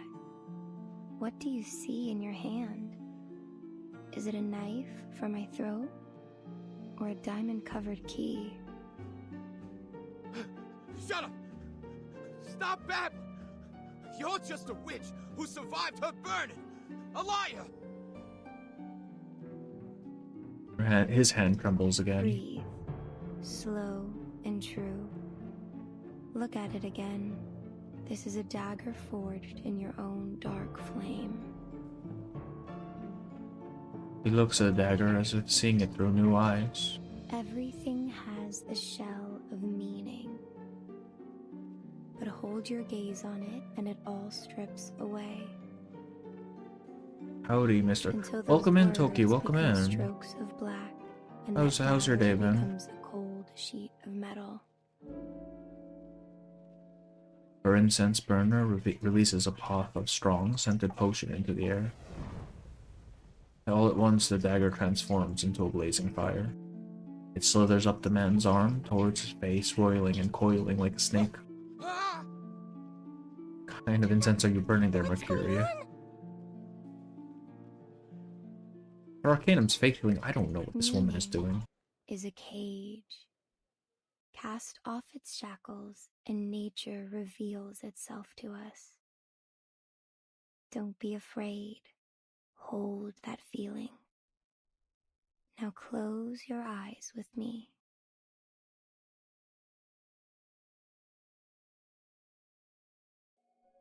Do you see it? A door surrounded by darkness. Yes. The door is shaking. Like something's behind Oh, it. is Old Story Part 2? Is that what we're doing? It's scared. Don't try to picture it. Take away the shell. Just tell me by the impression. I like her voice. Oh yeah, she has a very calming voice, which fits, I guess. It goes home?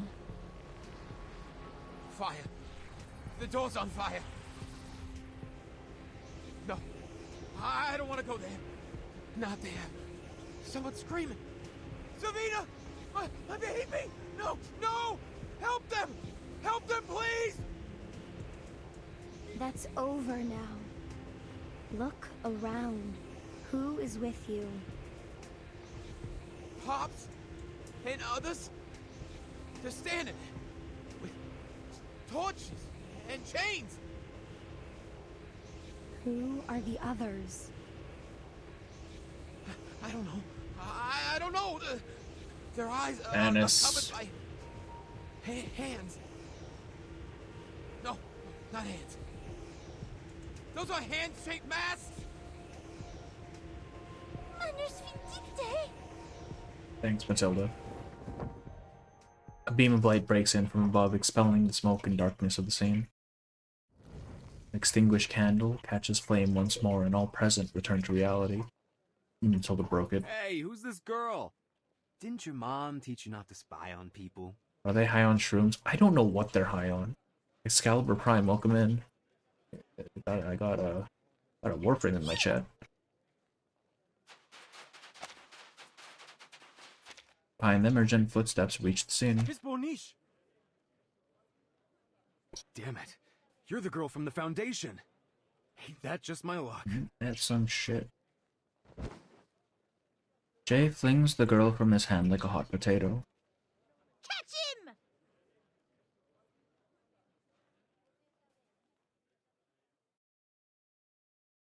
This is a battle note, isn't it? Yeah, it is. Alright. Whatever Mercuria did to Geo, she absolutely destroyed that man. I don't know. My lord, she did not hold back. Does this thing heal? This thing heals? Oh shit, it does. So she is a healer. Okay, that's useful. Or this one, too, Spoof? Listen. Jesus, Marcus. Like a metaphor? They killed him.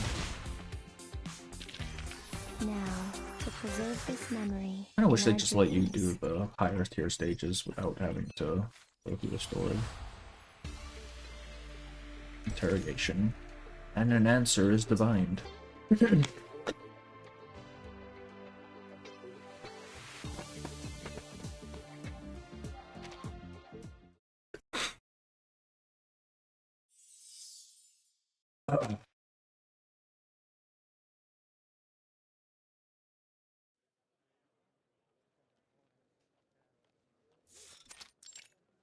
interior. Bang. He falls to one knee, lifting a long wrapped shaft that has been on his back as spells continue to strike him, forcing him into a step-by-step retreat. Brown, we have need of your cooperation. We do not want to hurt you or your friends, but should you continue to resist, we'll be forced to take necessary action. Mercuria seems to be like Lorelei on steroids. Or not, she's skinny. It's like healing thorn. Yeah, I don't know if Lorelei on steroids is accurate. I feel like Lorelei herself is already pretty strong. Her effects are just kind of more diffuse. Right? She's AoE while Mercuria is single target. Maybe she divined into the guy's past. She definitely divined into his past, but god, she showed him some fucked up shit. The man is in not a good state. Unbelievable! So rude! Even as an arcanist, all he does is this vulgar hand-to-hand combat. What happened to Arcanus being weak physically? Still, that long stick he carries most certainly isn't a toy. Gentlemen, if you would be willing to come quietly and play nice, I will consider lowering your risk rating in our report. She tries to reason with them, keeping in mind her desire to search for the man who mentioned the Manus Vindictae. In terms of crit rate damage. Yeah. Mercuria seems pretty good. But he's already gone. Oh, wait. Oh. He's already gone and the dagger lies undamaged on the ground. Her teammates gain ground on the would-be warrior who is sunken to his knees. Oh, Gio. I gotta say, sometimes I wish I could take a knee and surrender. And do it, dog. But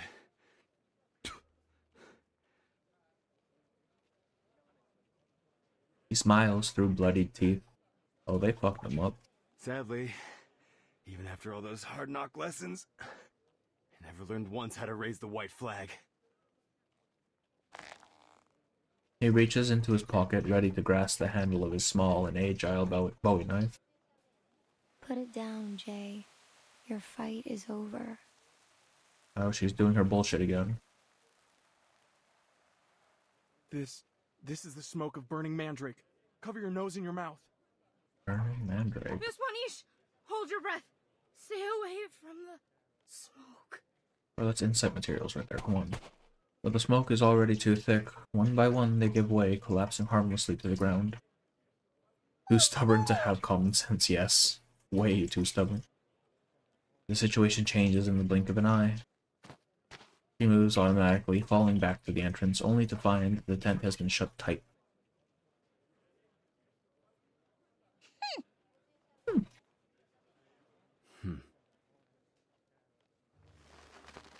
The bound girl and her kidnapper looked at each other with disdain, like two squirrels fighting over a chestnut. You should know that kidnapping a Foundation investigator and interfering with an official investigation is a serious crime. Especially when you've kidnapped the one and only Matilda Buanish, a pivotal figure in the St. This Pablo girl Foundation is we're talking unflappable, about. I swear to God. Pivotal, eh? Huh. A whiny little pup happens to stay standing from a little smoke. Yeah, I don't see anything worth being proud of. I told her so funny, yeah. Yeah, she really is. He extends the figure to give the girl's forehead a sharp flick. As the first approach to an interrogation, it proves surprisingly effective. Hey! Stop it! This is rude and indecent! Decent. Tell me, did Paulina send you to ask us to sign this bogus confidentiality agreement? Let me guess. She's probably still hiding in the Foundation office, right? Too scared to see her own flesh and blood? She's so full of herself, yeah, she really is. What are you talking about? Who's hiding in our office? We're here to bring you and that mannequin back to the Foundation. This is a serious violation of the Visitors Advisory. Jay, I think we should ask this another way. Miss Buanish, what proof do you have that Paulina Lesage is dead, as your receptionist claimed? The photo on the box isn't hers, just some look-alike or airbrush job. So how can we believe anything else you say? You're saying the Paulina you know isn't the same as the one in this photo? Jay seems so nonchalant, yet his eyes are filled with concern. A gravity reserved only for great love. How can I explain this to you? Please, be assured that we have no reason to lie to you at this juncture. Actually, you shouldn't have found out about any of this in the first place. She falls silent for a long time, pondering how to best express herself. Maybe I'm not familiar with your Paulina, but I do know that there was a woman at St. Pavlov's named Paulina Lesage, and I know that she died. Right, and here's the only one able to actually As far as communicate. the claims of Yeah. different photos, mementos, it's complicated. And there is a little I can say freely. But headquarters is working on it, and many other similar cases. I don't have the kind of clearance to know what's really going on, and even if I did, I couldn't tell you. For everyone's safety. He looks entirely unmoved. Huh. So our little prize investigator's also in the dark. Maybe we can just go ahead and jot all these questions down and send them back to the Foundation. Or maybe we set up shop here. Just let any old passerby take a good look at them. He lifts the chair. Hey, wait a second! After a moment, the hostage looks up reluctantly. If I could prove this Paulina of yours is in fact deceased, then will you come back with us to the proper paperwork, yes? Then we can be getting out of your hair for good. Oh, crashing out Jay. With a light tone, she proposes a deal. Yet all involved suddenly grow hesitant and quiet. Yeah, they don't actually want her dead. Fuck. The And burden of proof lies with you, Special Investigator. All right, but I will hold you to your word, mannequin. Before we begin, I should say I don't do this lightly. But if you need to know, don't say I didn't warn oh, you. is she gonna do her divination? She's released from her ropes. He pushes the others aside, smoothing out the black velvet cloth on the table, before placing a crystal ball in its center. I am a diviner, one that uses crystals. I suspect that sort of practice may already be familiar to you. I'll need an object that symbolizes Miss Paulina, or something related to her. It must have a deep connection to her, something she once owned or often used. I will then begin my scrying using this object to the fog in my crystal orb and reveal to us her current existence. But if we find nothing beneath the fog, I am quite sure you understand what this means. And then I will be needing you to return with me. And as I have heard that energy healers are able to detect the flow of pneuma, the madame here will be able to prove the authenticity of my divination, no? I'll see it. Yeah. Like I saw the arcane energy flowing from your little friend's hand to their wand just now. Jay, what do you think of all this? Jay leans against the edge of a nearby cabinet, keeping his distance and responding from afar. My sister's little minion back at the Foundation already exposed the lie. Still, seems only fair I get to spy on her back. We'll see who's laughing now, sis.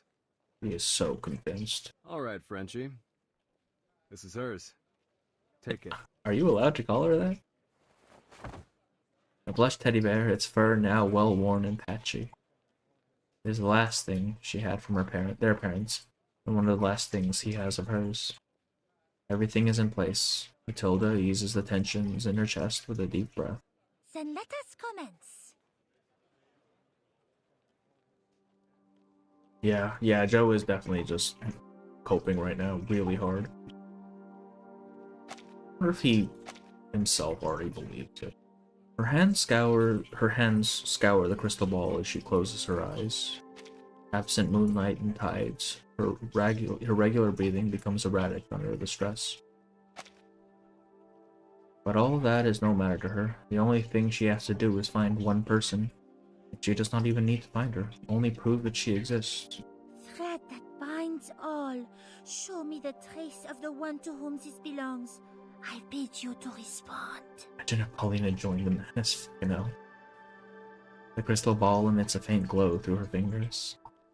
Heavy mist rises, obscuring the inside of the ball. Lift the fog. Reveal what existence lies hidden from us. Give us your vision. Sight beyond sight. Okay, so her incantation is just English. Time passes as a swirling mist slowly, achingly dissipates. Matilda withdraws her hand from the crystal ball. She silently shifts her eyes away. The little bear beside her appears to have its eyes fixed on the ball. What? All that and you just stop? This thing busted or something? Nothing happened. Oh, it didn't go away. Jay. Yeah. The divination is over. The energy is gone. Just like she said. Jay feigns ignorant. Yeah, he knows. Still, he is far calmer than any thought he should be. You come all this way for what? Just another Foundation trick? So, what is it this time? Did you mess around with the orb? Some kind of protection skill? I don't have time for these games. Jay! Yeah. The mannequin's voice is deafening. It means she's really gone. Sorry, Jay.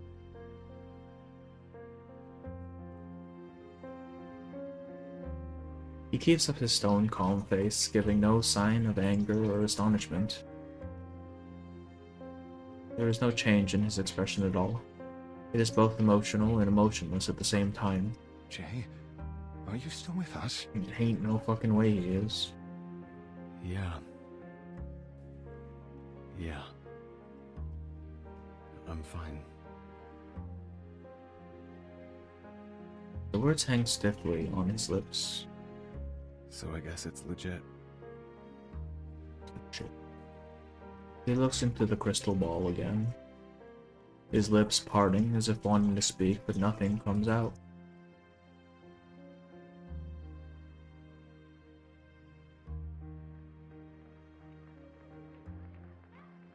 as if wanting to ask 1,000 questions at the same time. He turns his head again, his eyes drifting out to the crowded market. A girl dancing in the midst of the crowd, a girl adorned with a crown of flowers. She twirls gracefully. The crowd applauds, their faces joyful, happy. He wants to cry or scream or even take the bowl in his hands and smash it to pieces. But he does nothing. In a swirling storm of grief, despair, and rage, he finds his center. Unnoticed by any present, a faint crack appears at the base of the crystal ball. Huh?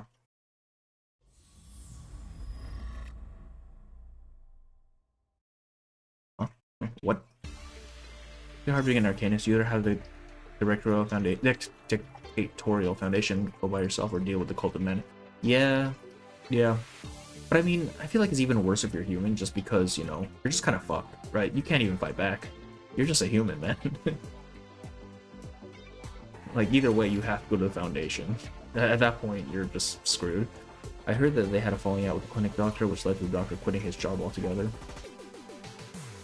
If you try to use divination to find things about the storm, bringing bad luck and bad things can happen, Nicola said in chapter 5.5. Oh, did she say it brought bad luck? I just thought she said it was difficult because... I just don't remember. Probably broke it with his arcane skill, okay. I thought it was something to do with the divination. Otherwise, why would they need so many rare herbs and injections? Besides, we hear they're desperately seeking healers and doctors, supposedly because of a mysterious patient in need. Who did the balls to quit in front of Legionnaires, gang? Unless, of course, by quit you mean they ended up dead. If you ask me, gathering these people and things you mentioned is just just a small part of their elaborate plan. But enough speculation. There are more eyes watching us now. In any case, they're generous customers, so whatever they're looking for, as long as they line our pockets with cash, that's all that really matters.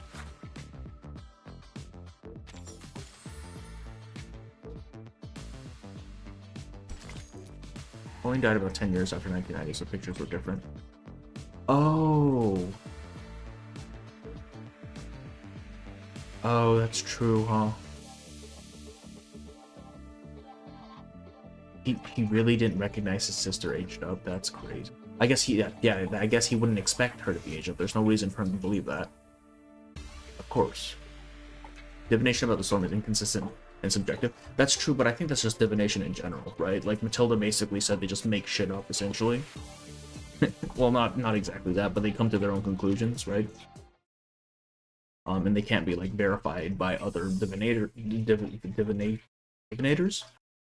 Because, each divinator has their own, like, procedure and their own interpretations and stuff. Basically making shit up. Polina got half-stormed. Her hand still exists when... At 1.9, the storm was supposed to make Polina for Joe, but she wasn't fully stormed, so it got glitched. She's in Joe's storm setup memory. Oh, that's true.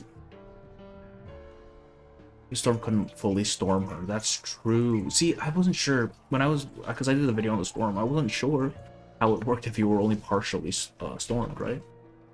Diviners. Yeah, that's the word. Why did I stumble on that? I don't know why. Thank you, Goldfish. Okay.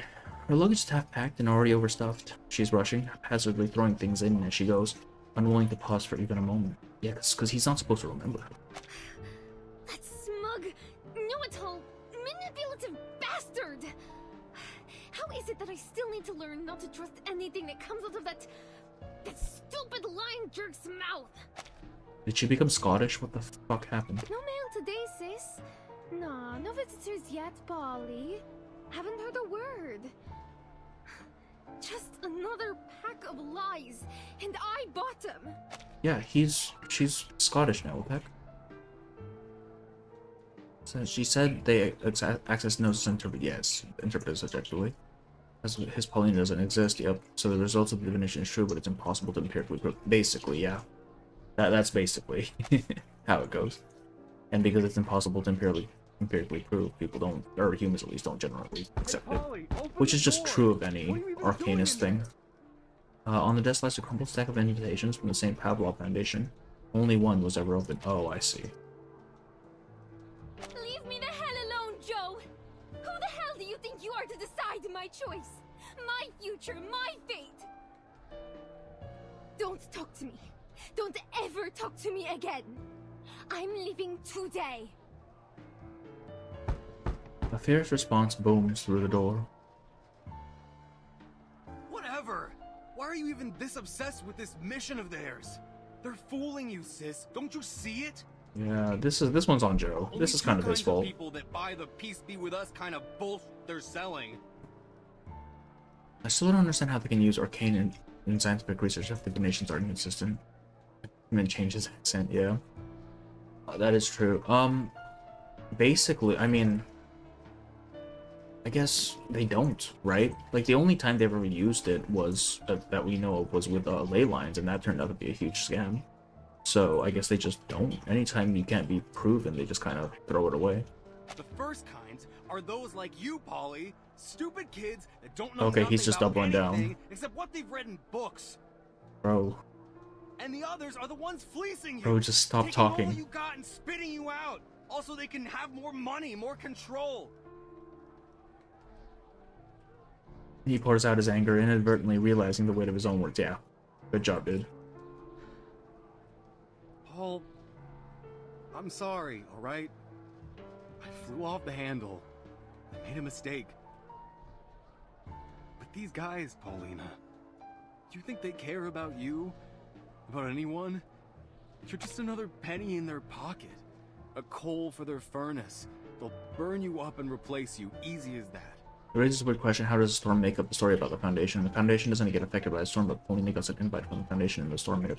Well, it's not necessarily made up. Maybe in the original timeline, like before the Storm ever happened, she had been recruited by the Foundation. It's just, since she's like a weird case of being improperly stormed, part of that story, you know, that original case still happened. It just got fucked up a little bit. You think you're going out there, do something big, because you don't even know what life is yet. You just read about it in your books, telling you some shit about a Foundation member paying the ultimate sacrifice for others. Think that makes them some kind of hero. You don't know what that kind of sacrifice means, sis. Do they say how those brave Foundation goons really felt facing death? They aren't going to tell you they were afraid, that they hated everyone who put them there, that they probably shit themselves before they bid it, just wishing they could go home. They don't put that in books, do they? You read what they want you to think. It ain't the truth, Polly. Maybe He's I'm not not wrong. smart like you, sis. I can't read the things you read, can't learn like you. I learned the hard way. Enough, Jay! I really don't give a crap about what you learned on the streets. I don't want to hear it. I'd rather take my chances and die out there than stay here and never live at all. Definitely Scottish. Jay kicks the door hard, smashing a hole straight through it. He steps in through the now open doorway. Yeah, that's not the way to do it. Je me sens désolée d'être le Oh, why are you speaking French? porteur de mauvaises nouvelles. I feel sorry to be the, how do you say it, bearer of bad news. She's speaking French, why does she? Mais au moins maintenant, ils sont prêts à coopérer, non? But at least now they're willing to cooperate, no? Seulement, Only... She taps the ground with the tip of her shoe. There is an unwilling feeling of shame rather than pride at her work in this moment. Yeah, she basically told the sisters that. ils ne se sont pas encore éveillés. Why my team members haven't awakened Nous yet? devons vraiment rapporter nos informations sur le Manus Vindicte à la We really Fondation. must report our information on the Manus Vindicte back to the Foundation. He paces forward and back. Après la mort d'Arcana, les restes du Manus Vindicte se sont tous dispersés dans l'air, emportés par le vent, introuvables. Say I don't want to get crazy, but it's just coincidence this 2.0 Paulina is affiliated with the Foundation like the original Paulina. So the OG Paul might not be siblings with Joe. Ah, that is true, huh? I mean, huh. Paul might have gotten married. Yeah. I don't know, I feel like it's just a weird edge case of what happens when you don't get stormed properly. Joe was right in being suspicious about the Foundation. Pauline was lucky, but many people ended up as cannon fodder there. I mean, yeah, they storm children on a regular basis, so... Damn. After Arcana's death, the remnants of the menace is definitely up there. Scattered into the wind, nowhere to be found. Ils ont même abandonné tous leurs cachettes et leurs ressources juste pour se cacher dans cette air. They even abandoned all their stashes and resources just to hide in this area. Il n'y a Yeah. eu aucune trace d'eux jusqu'à présent. It seems they've succeeded. There's been no trace of them so far. Pas encore. Mais je pense peut-être qu'avec cette nouvelle, l'enquêtrice spéciale Mathilda Boaniche sera celle qui finira par trouver la clé. Not yet, but I think perhaps with this news, Special Investigator Mathilda Borniche will be the one to at last find the key. Je suis très certaine que mes capacités d'analyse exemplaires seront récompensées par nos dirigeants. Oh, peut-être même qu'ils placeront Mademoiselle Sonetto dans mon équipe. One track. Her mind has a single fucking track. I am very certain that my exemplary intelligence gathering will be rewarded by our leaders, or perhaps I might even place Miss Sonetto on my team. A man bumps into her and then stumbles hard to the ground. Does no one look where they're going? Mind yourself, please. I have had quite enough of these bumping accidents today. She speaks, but he is oblivious to her words as he rises clumsily to his feet. His face is a what? Yeah, there it is. Contortion of joy in men is lacking any awareness. Enlightenment! Soon comes the sufferer's enlightenment! There it is. There's a familiar pattern on his neck. Pulls him hard. Yes, she does. She freezes in place, taking in the shock. Le signe de Manus?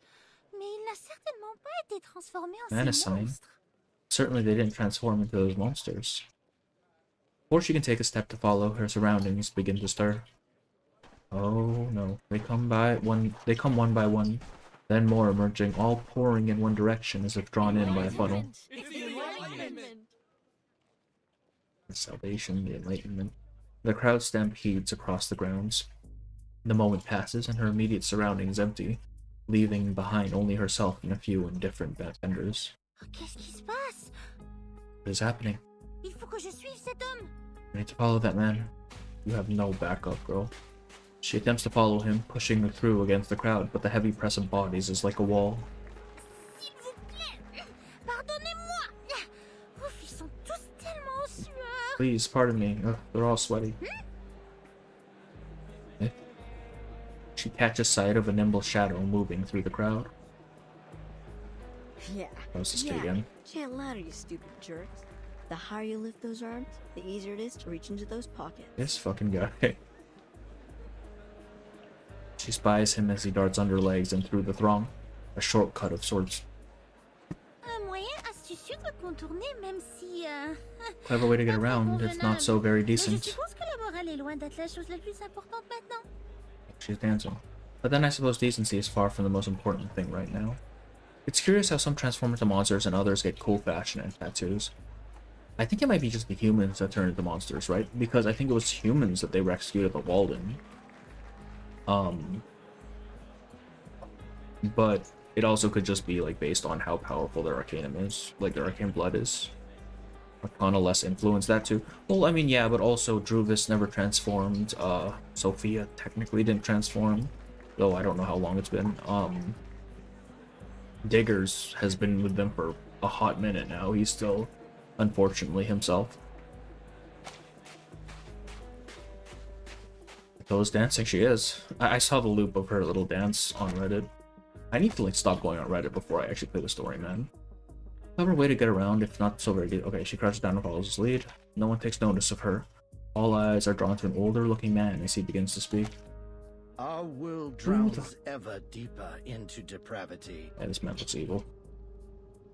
The multitudes trapped in their cages of materialism and logic refuse to acknowledge the coming day of judgment and salvation.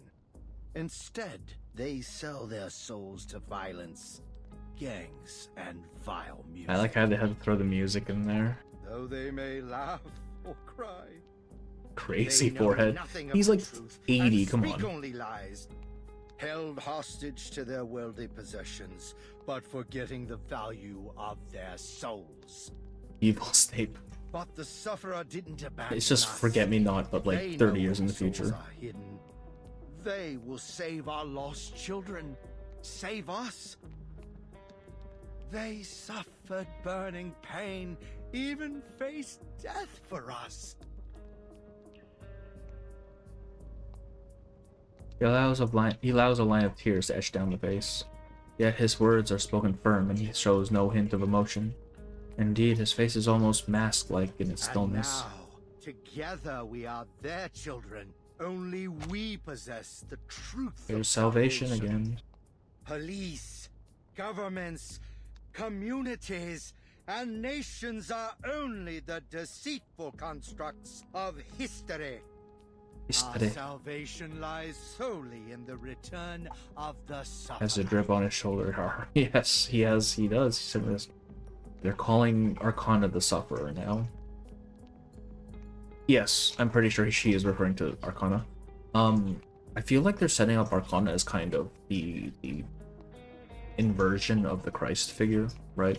Or even the Antichrist in general.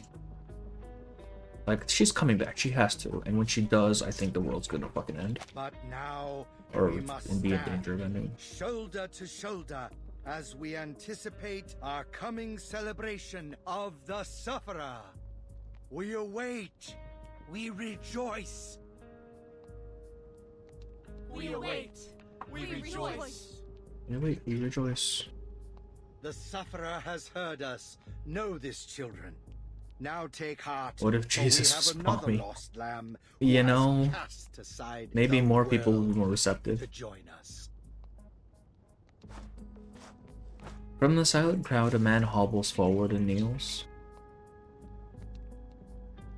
Légers, the sufferer has bestowed their blessings onto your broken body and welcomes you to be their child. Would you present them your loyalty with the shedding of blood? Tu sens? Run. I would. And I pray. This guy looks kind of slick. He holds up the dagger, drawing a long, sharp cut across his palm, and lets the blood stream down. Jesus, playable win. This is Burton, man. The blood stains the ground below, forming a mysterious symbol. Rejoice, for the passage to Elysium has been promised to you. That's how they do it. All, it is time. Follow the bell ringer. The gate to Elysium shall soon be opened. He raises his arms, and the crowd responds with fervent cheers. As he lifts his robe, the answer becomes unmistakable. He's flashing C'est him. le signe du Manus Vindicte. That's a sign of the That's a sign of Manus Je dois Vindicte. retourner pour informer la fondation. Je dois sortir maintenant. Bougez, écartez-vous. Merde, ça devient bondé. Let's return to tell the Foundation. Move. Crap, it's getting crowded. The uproar stirs the crowd into an agitated frenzy. Can't be. Where is the key to the gate? Apostle Matthias, please wait a moment. Matthias is his name. He's an apostle. From the platform, the speaker catches sight of the darting figures. Be vigilant all. There are deceivers among us. He's Apostle Matthew. He quickens her pace, rushing without caution through the crowd. Thud. Two heads collide. It's the fucking kid again, isn't it? Yeah, it is. Oh, Behold, the deceivers among us. it's a new age market. All kinds of shit are going down there. Yeah, yeah. Where the figure points, the crowd instinctively. The crowd instinctively makes way, leaving the two surrounded in an empty circle. As Matilda returns to her senses, she realizes the dire nature of their predicament.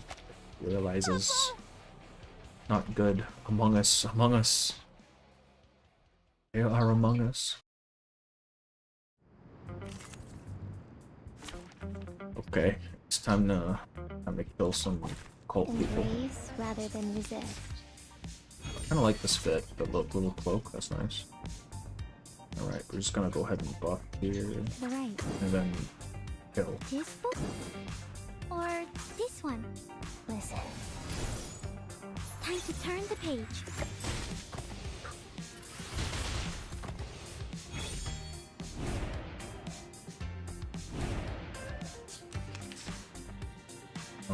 AO8, right? Charging.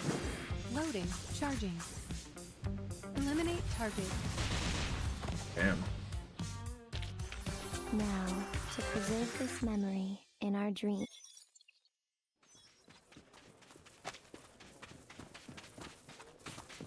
Dang it, dang it, dang it. Where did you come from? Didn't anybody tell you whose turf this is? We are in so much trouble. Yeah, dude, we're gonna die.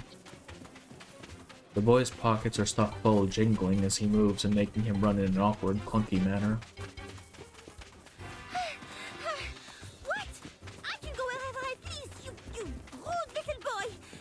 I should have let them catch you. An engine growls behind them, gaining ground on them fast. Where did they get this vehicle? Their capture now appears inevitable. Son of a gun, kid. What did I tell you about making a mess? These freaks are mad. Oh, hi, Beckett. The man on the motorcycle grabs the boy, pinning him to the back seat in a fluid motion. Sit back. Rubber's hitting the road. You just ditch her, my god.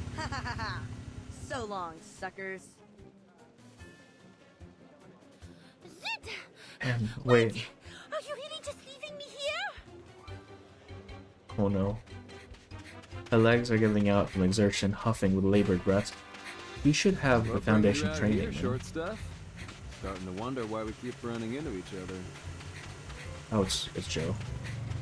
Another engine roars and then the throttle eases as it pulls up alongside her. Oh, it's cool. You should have listened to me and waited in the tent. You oaf! Ew. Oh.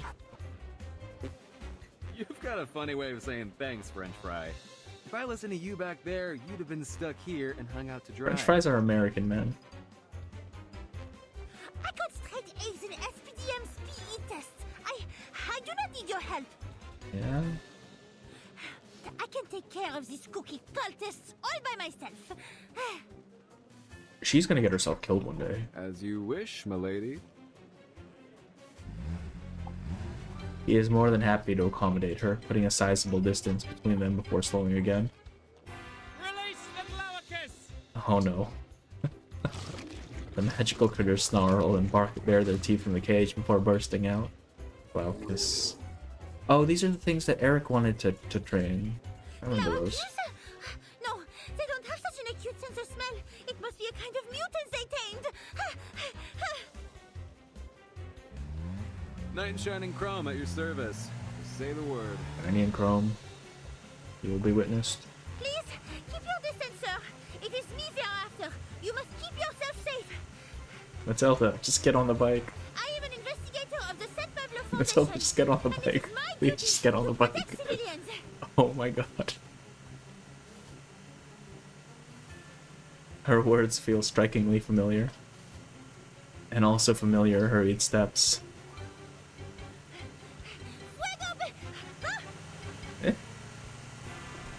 Actually, the type of test that would have helped Paulina quickly.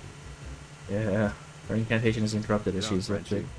Really didn't want to get involved, but you were starting to look like a lost puppy, so I'll forgive you. Gotta respect her for her integrity. You know, Yeah. Fry, if you're trying to protect someone, you should learn when to accept their help. She takes No her one job gets seriously, at anywhere in least. this world alone. Not even at your big shot foundation. Wind howls past as they pick up speed.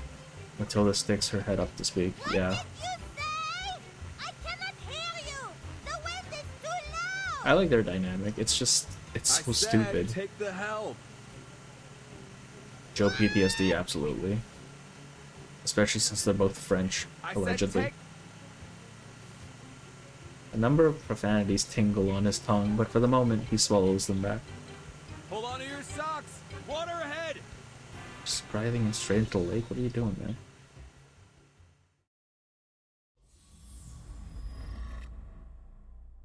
Oh boy. Joe, please.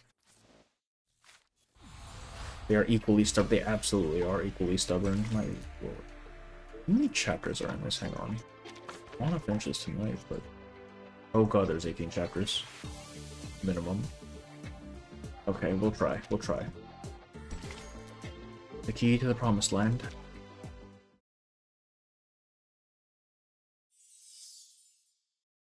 Best buds, best guests. We got over his sister real quick, though. Grimy alleyway. 22 chapters, okay. The motorcycle slows as it enters the alley, having lost their mad pursuers. It is not on auto. Familiar faces poke out from nearby, marveling at the new arrivals. Jay, where did you get this chick? I hope you aren't looking for a babysitter. Hey, Jay! You Oh, say hi so to Pioneer sleepy. for me. Those heels he recommended helped me land a big role. Hey, Mr. G, right? It's me, Brian. I've been looking for you. All thanks to you and that badge you got me, they finally gave me a room down at the shelter. They even offered me some dishwashing work tomorrow. No more sleeping in tents or under the overpass. Bless you, Mr. G. I owe you my life. Jay, bro. Jay stops his bike, reaching out to grip Brian's hand. Oh, come on, Brian. Weren't you the one that helped me get that girl's number? You help me, I help you. This That's fucking the guy. deal.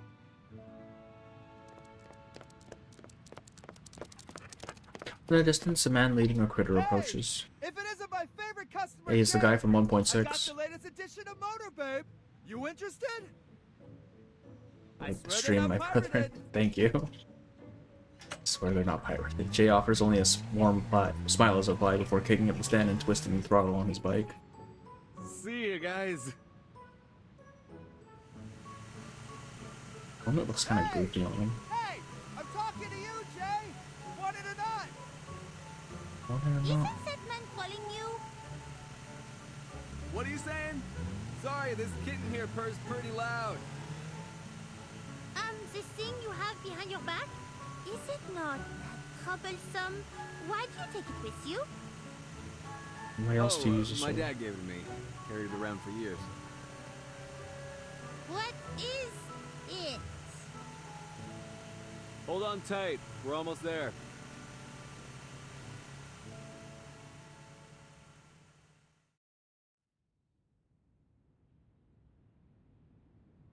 Items are strewn on the table as those present stroke their chins, pondering over them. Here's everything that was in Oh, it's a that voltaic ring in key guy's pocket. from the, I think I got everything. Except thing. anything that he was wearing under that getup. But there ain't enough money in the world to get me to rifle through some state called this undies. Trying to have some French chick, but bro starts talking about my corner. Oh no. Hey! Hollick, what was that for? Sorry, Yeah. kiddo. Jay said I gotta knock you on the head anytime you cuss. That's rich. Alright. Exactly, Hollick. We gotta teach this potty mouth some manners. Especially when there's a lady present. Well, seems I have you to thank, Miss Buanish. Years of wasted effort trying to cultivate gentlemen out of these cads, and you manage it in hours. Thanks, Pioneer. The girl nearby is fiddling with a complicated device, unfazed by their commotion. Little dude. SPFI portable contact device activated. She's still Welcome. using this thing? Verification success. Registered user Matilda Buanish. Access level. Hey, she ranked up? She was D last time, right? It worked! I have a higher rank now. I won't be making the same mistake twice. Emergency support. Apologies, as there have been no abnormal arcane fluctuations detected. Mhm. The emergency support team is currently occupied. Please provide further details so that we can evaluate the necessity of emergency assistance. Support will be arranged in order of priority.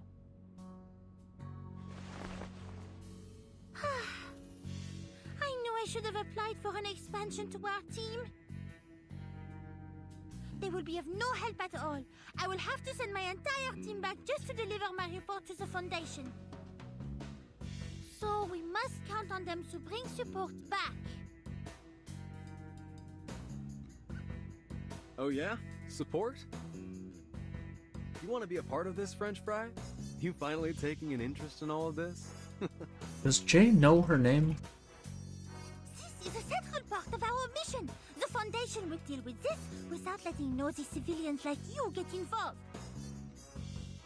If you must insist on helping us, I suggest you provide what information you know, and then I, Special Investigator Of course he does, she keeps saying it. will solve the problem and save the day. She reaches out to the key on the table. Unclear. I mean, with how often she says it, I'd be very surprised. Yeah, not going to do that. He There might isn't one not, of us here on honestly. Hate Street that would stand Oh, aside man. while someone else saves us. You want to get a clue about this place? Then the first thing you gotta know is that we deal with our own problems. There was Jack. He makes no move to remove his hand, staring at her intently. This would defy regulations. I would need to file for a special approval. Well, you can have the key, little investigator Boanich. Oh, he does know it. Look at Since you're that. so dedicated to your job. Just tunes her out. Whether you get your Just special ignores her. approval or not, we're going to be the ones to take down those bastards. It's not about vengeance. It's that the people here, they'll never trust someone to do this for us. We have to do it ourselves. Why is everybody so police, stubborn? Your Foundation. One rat's nest after another promised to bring us change and then left us to the wolves. Nah. Worse than rats. At least they know how life here really works. At least they see us. At least rats don't claim to be our saviors. He withdraws his hand and allows her to take the key. We can only trust someone who's been through the trenches with us. Wasn't he just talking about how you should just accept the help? The key feels heavy in her hand, as if something weighty were attached to it. Thank you. Arcanist behavior, yeah. Jay. Absolutely, Arcanist behavior. This must be the key to Manus's Elysium. See him. Mercuria, Is the Elysium. would you? If someone healthy disrupts, yeah. I mean, it makes sense, honestly, but also, Yeah. he's kind of shooting himself in the Those foot that here. have seen There's no those way that he's have taking come out back Manus. from that place. They're transformed into something Like this one that has unnatural. basic dark web with the other close secret. I've seen some those that have come back from that place that are transformed into. Oh, is that okay? So I know she was wearing the Manus mask in the trailer. She's like a mole, yeah. She's sneaking in. Is that what it is? It's interesting. It's interesting that Sputnik is the only Awakened who does not accept what she does. She not? I haven't looked into Sputnik's lore, but does she not accept that she's an Awakened Sputnik? Guess we have to wait for his backstory. Maybe we'll understand him more. Yeah. Yeah, that's next half the update, right? Their flesh and their spirit. It wasn't their own anymore. They've taken part in the Big shot Holy businessmen Communion. groveling and sobbing at the feet of their apostle. And the most loving mother I know. She abandoned her kid by a dumpster. Damn. The friends we've lost. It's like they're gone. They aren't them anymore. They're possessed. Until one day, they just vanish, never to be seen again. Maybe they turn into monsters. She shakes her head. So, we must find this gate and flush out their nest of vipers before they can open it once more. Otherwise, our mission here and your chance to avenge your friends will fail. She burst up from her seat before falling back down. Gets even better from there, French fry. That ceremony of theirs is set for the day after tomorrow. They're planning something big. Bigger than anything they've thrown at us before. The boy raises his hand, eager to answer. Yeah, I heard that big guy mumbling stuff like, the last revelation or something. Kinda weird seeing a big dude crying like that. This kid, why is he The here? last revelation? Perhaps then this is the last time Manus plan on opening the door to their Elysium? Sputnik disguised herself as a disco ball? I assumed that was just to match the vibe of the place, Then they will right? be gone. Perhaps for good. Like, it's not necessarily she's denying her that she's a satellite or whatever it is.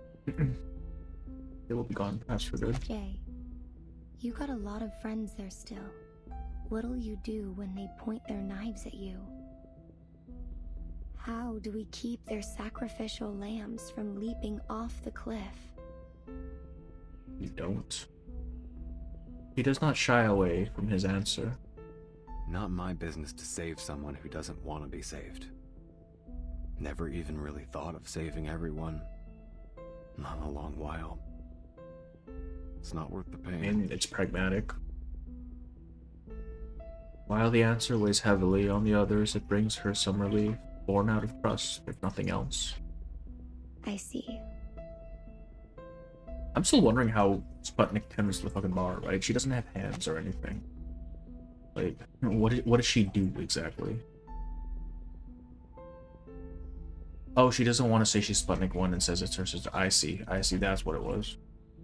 Okay, I remember that part from her story. The girl from the Foundation pipes up. Unfortunately, I cannot disagree this time. Still, we have time to make preparations in advance. Support is on the way, so until then, we must stay below their attention. I'm thinking that maybe we may try collecting more information by infiltrating their followers. Perhaps then we will have a better chance to find this gate of theirs. She supports her chin as she stares out, strategizing in her mind. Sure, Tildy. Tomorrow I'll show you around the New Age market. You can meet some of my friends. Figure out how to fit in. But maybe a change of outfit first. Who knows who might recognize you. Oh, is this another Matilda outfit we're not gonna get? The Pavlov Foundation is not the most welcome organization around here. I see. Thank you very much, Miss Mercuria. Oh, and I remember you know that Gio. We might collect some further information from him. Gio? I Oh, don't no. know who you mean. He's the guy you mind, bro.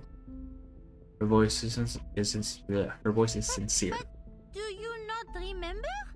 It was just as I arrived. You had a visitor, and you called him Gio.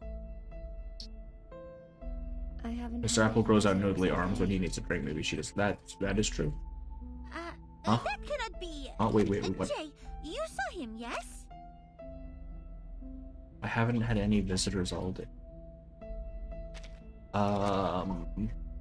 He meets her eyes with a blank expression. What the fuck is happening right now? The only thing I remember is some weirdo investigator poking her head into this tent.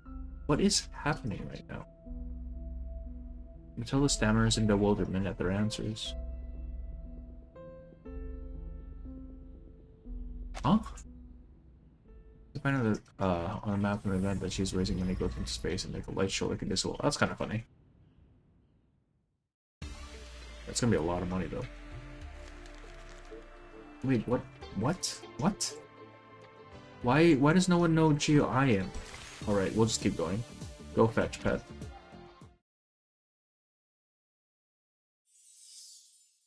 Warning at dinner.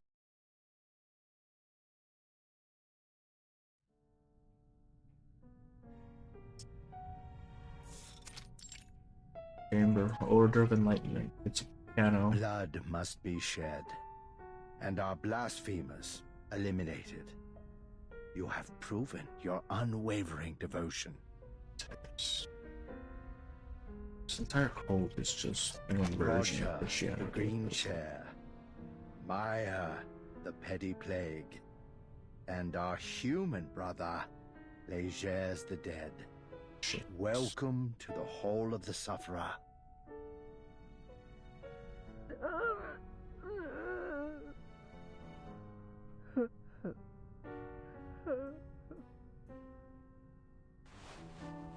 bundled person wrapped in red-stained cloth writhes in a cage, giving out vague, muffled sobs.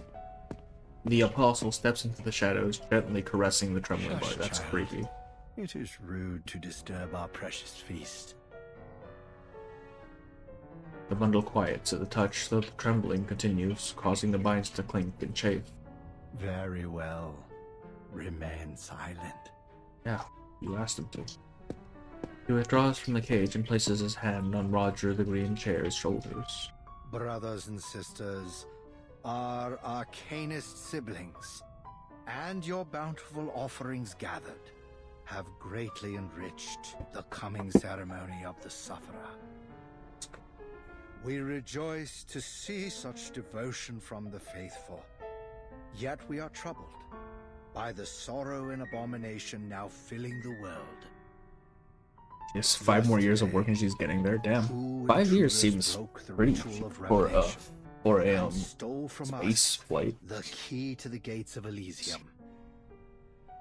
The precious gift of Elysium granted by the Sufferer before their agonizing sacrifice has been blocked from us.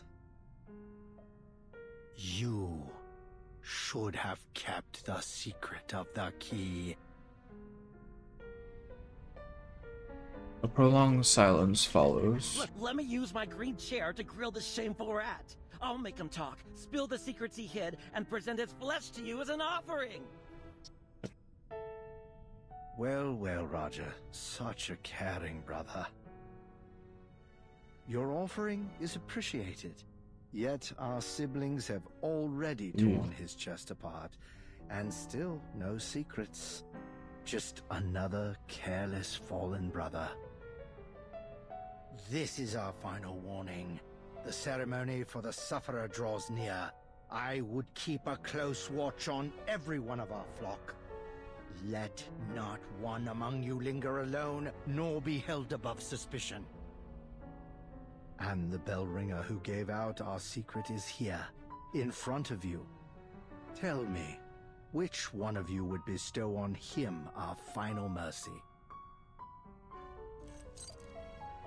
Fidgets with the key of the cage purposefully.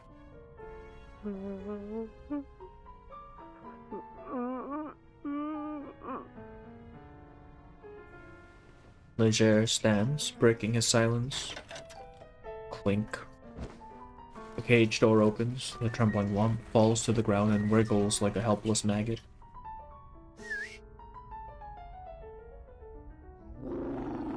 Focus. 2 shadowy creatures descend the wall from above with predatory motions. Good. Eat your fill, children, until it's done.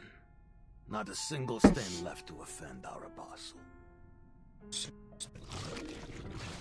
The drooling critters tear at the wrappings, dragging the body across the floor, leaving a trail of fresh blood that is visceral.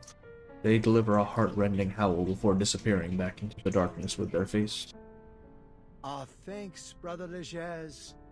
All, be seated and enjoy the feast. What are they eating?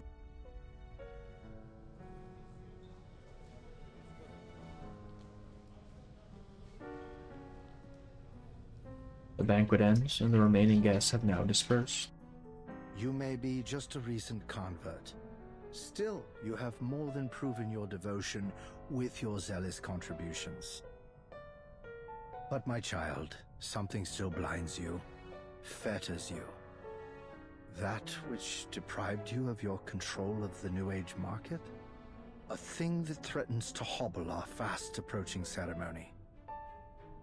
Trespassers from the St. Pavlov Foundation, treading across our sacred sanctuaries as if they were their gardens. This failing of yours could reflect poorly in our esteem for you. Brother Legers, the coming of the ceremony cannot be delayed, and we will soon run out of patience. Retrieve the key. My word is my bond. I will find it. The apostle wipes the corner of his mouth with a handkerchief.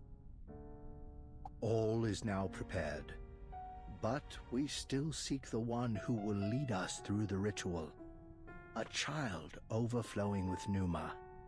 Yet not a single soul now among our flock is qualified.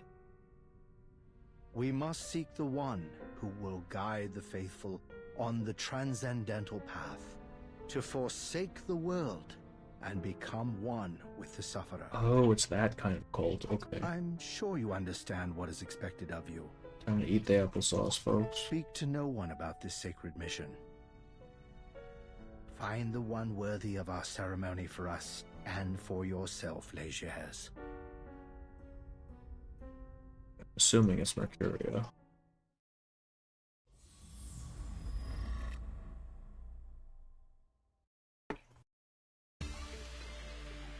Snake in the grass. 2 bags of gold in a cave.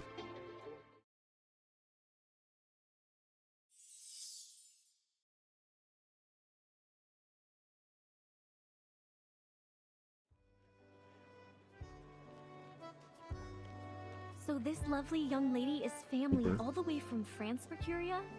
Well, let me be her guide to the wonders of America. Look at her pretty outfit. Add some crystal earring and a stylish one.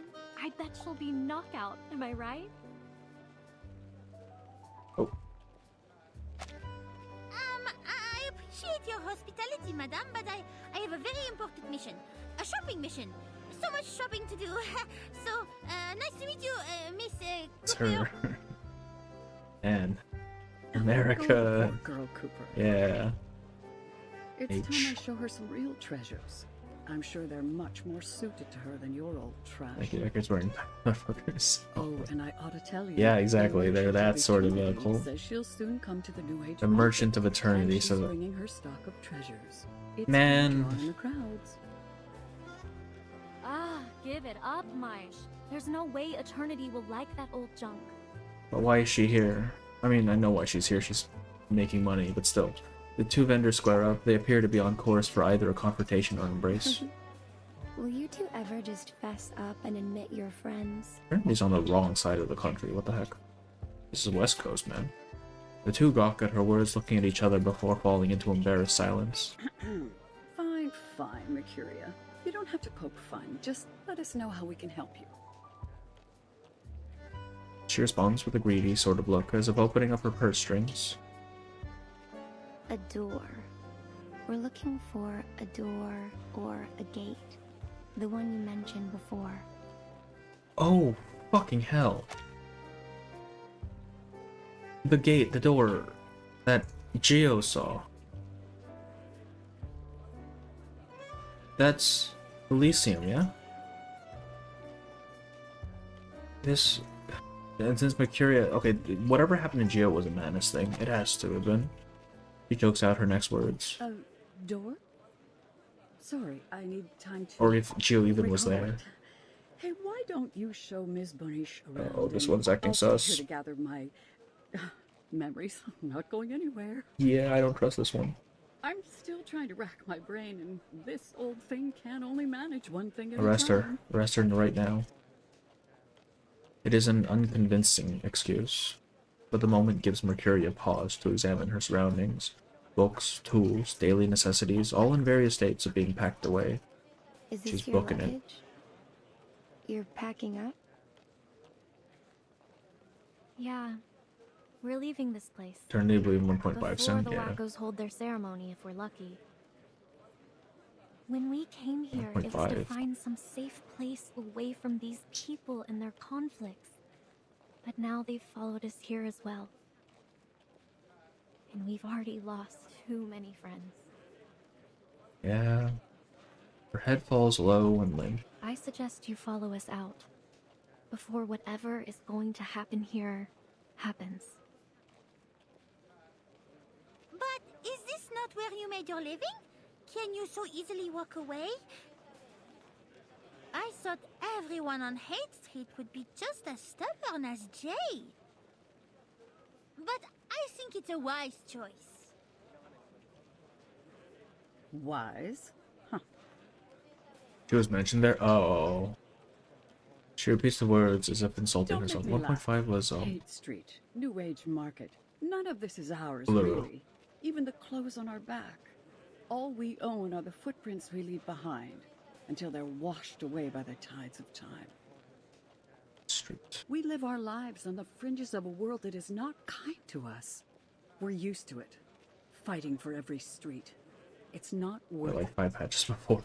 I literally 5 patches before. But your friends. We mentioned as a rarity worth savoring. And he slams the suitcase shut. Stop nosing around where you don't belong. Oh, that was a quick turn. I'm sorry. She gently tugs Matilda to her side. Come on. We should get going. Maisha's got things to do.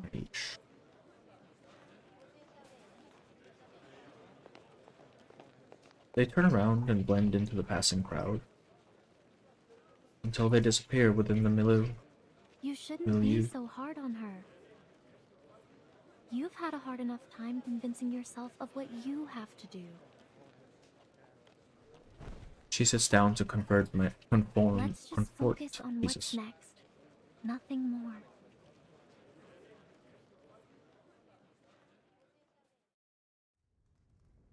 They're booking it. They are booking it. What's keeping Miss Mercuria? There were only a few unexpected patrons. She should have already returned. Yeah. She walks towards Mercuria's tent, where 3 shadows linger conspicuously in the firelight. Wait, Miss Matilda. Oh, are you looking for Mercuria?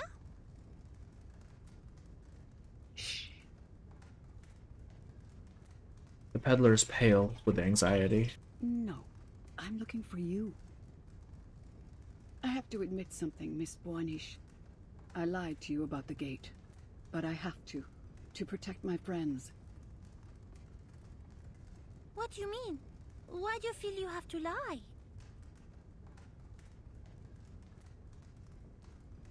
The woman shakes her head Because I ruefully. wanted to give this to you in private. I know you're from the Foundation, and I think I can trust you. Why? I know Mercuria better than anyone. If she knows the information I have, she will risk everything to help her friends. She hesitates over her next words. So please, don't tell her this. Don't put her in danger. I do not think I can make this decision for you. I get your concern, but she's my friend. I don't want to put her on a dangerous path. So... She leans closer still. Whispers mingle with the wind, barely audible. Quick and light steps approach Mercuria's tent. There's 3 guys in that tent. I knew the boss was here. But who's the 3rd dude? Pollock? I heard he was in the market collecting information. His hand has only just lifted the curtain when he feels the weight of a tall figure behind him. What? Why are you here? You're that big guy. Let's lackey. Oh. Oh. Gio turns back, afraid of being seen. So Gio was there. The boy, now facing away from the tent, stares at the man with cold calculation. He reaches into his pocket to a waiting knife, ready for action. But the boy fails to notice a hand reaching out from behind the curtain.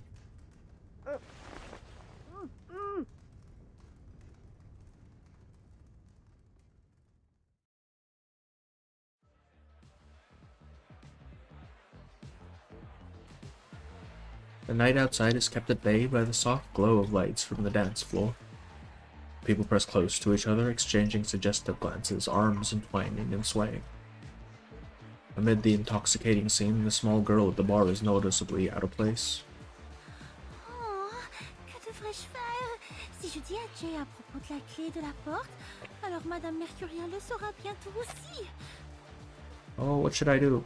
If I were to tell Jay about the key and the gate, then Miss Mercuria will soon know it too. négociateurs.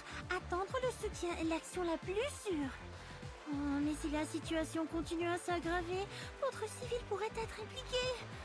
According to the investigator's manual, waiting for support is the safest action, but if the situation escalates any further, more civilians might be involved. Peut-être devrais-je alors laisser Madame Mercuria se joindre à nous, non? Perhaps then I should let Miss Mercuria join, no? Où est passé Jay? Il n'est pas revenu une seule fois toute la nuit. Oh, cet homme n'a aucun sens. Where did Jay go? He's not returned once all night. That man has no sense. Mercuria montera bientôt sur scène. Je dois décider avant qu'elle y aille. Miss Mercuria will go on stage soon. I must decide before she goes. She leans on the table, adrift in her own mind, rocking a small cup back and forth with her hands. Miss Buanish, it seems as though you're having a bit of trouble selecting between putting your money in stocks or real estate. Why don't you take Real this estate, couple dog. of You're in hot San chocolates Francisco. Put to in real smooth out estate. your furrowed brow? You're too young to have such a serious face. He adjusts his tie performatively. You know, besides my modeling career, I'm also a professional investment and costume advisor, and the success of my friends is my best advertisement. Feel free to reach out for a consult if you're interested in making your money make money. It's on that grind set. Thank you. Actually, I do have a problem that, as you say, relates to money. It seems I have now 2 bags of gold in a cave, surprisingly heavy, and no one person could take both of them out alone. However, there is a dragon devouring the gold. The longer I am hesitant, the more it eats and the less I can take. But I don't want my friend to risk their life for it. Single statue grind set, hell yeah. Please forget it. Forget everything. Damn, she came up with that on the spot. Okay, Matilda actually is kind of smart. Gold in the cave mention, yeah. We're fighting the dog again. Matilda lowers her lips back to the cup, sipping her hot cocoa. Miss Buanish, am I right to infer Advisor that lists these considered 2 advisor bags lists. of gold don't properly belong to you? So then, if your friend decides to go with you, then you should respect them in their decision. They want to take on that risk with you. I admit, I've offered some poor advice since I first awakened. My suggestions at times have lost a gambler his home. Oh, fuck. But they also helped a father win back his wife and children. Surprisingly enough, they were the very same man. You know, since he's an awakened, that means he represents an idea or something, right? I wonder what his specific thing is. When you provide as much advice as I have, you realize that our words can't really change another person's fate. That's why I love watching window shoppers, the ragged folk that can't make it in, because they have the light of life in their eyes. Penniless as they are, I know that one day, some of them will return and take the clothes that they only dreamed of wearing before. And my favorite thing is to point it out to them when the day finally comes and say, "It's been waiting there for you." Damn, Pioneer. The music stops. The need to move, fashion, to live and move on. Calls himself Pioneer, so maybe ambition. Yeah? Oh wait, hang on. The hand pulls aside the glittering curtain. Gold processing. That's true, huh? Prospecting and stuff, it's Cal. Yeah, it's like new beginnings or... The performance is about to begin. Or opportunity, even. Oh, hang on. Hand pulls aside the glittering curtain. People seem entranced, their eyes following her every move. Mercuria steps barefoot onto the stage, her arms raised like wings beneath the lights, motionless, frozen like a photograph. At first one note collides with another. Then the music rises like a crashing wave, enveloping everyone in its vibration. Yet no one sways or cheers as it washes over them. People simply stare at Mercuria with rapt attention. Those drinking from their glasses and mugs pause midair. From the arcade, slack-jawed boys usher in a cascade of digitized voices repeating, "Game over." She flourishes her arms, stretching them up towards the light like a hopeful seed emerging from the soil, until she reaches a sensual peak and the music stops at a cut. Clap, clap, clap, clap, clap. The applause rises up over the room, reaching crescendo until falling silent. I do not understand. She is not dancing with the rhythm, and her movements, they are so bizarre. Yes. Hilda, the Miss critic. Barnish, do you happen to know the meaning of the word ecstasy?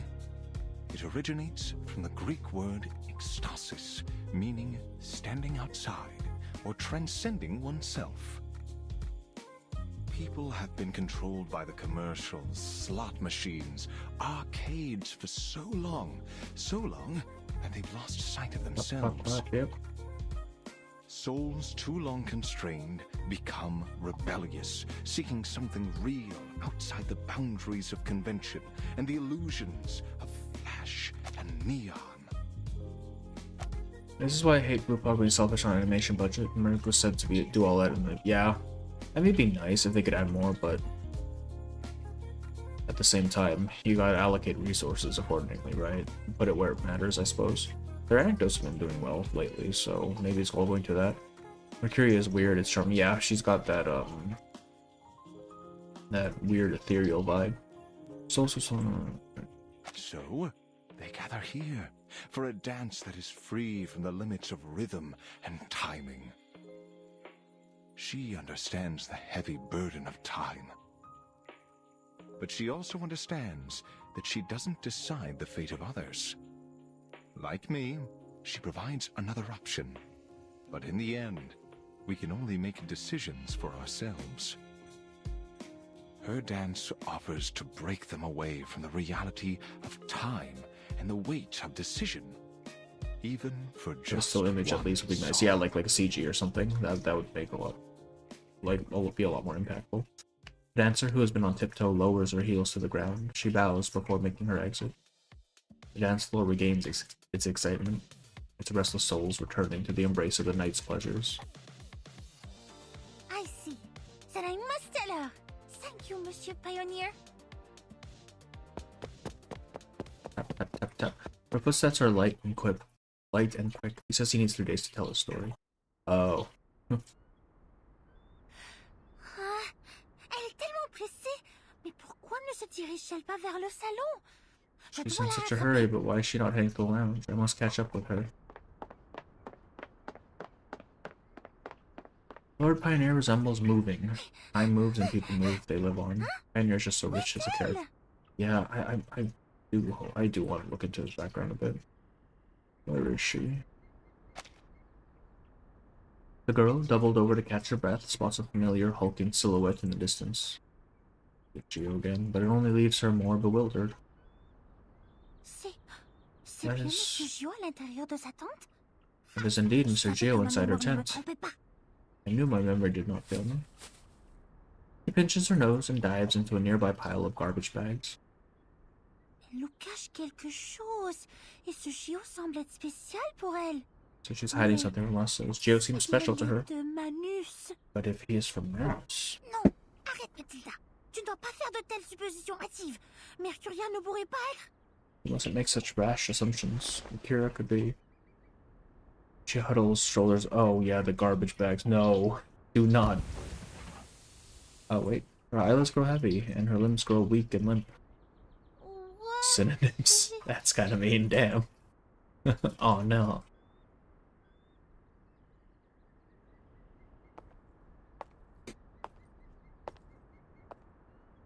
Hello, Mercuria. Sweet dreams, Tildy. Oh. The road to Elysium is mine. And only mine. See, I thought she was gonna be a mole for us, but it seems like, that's not the case. What the hell?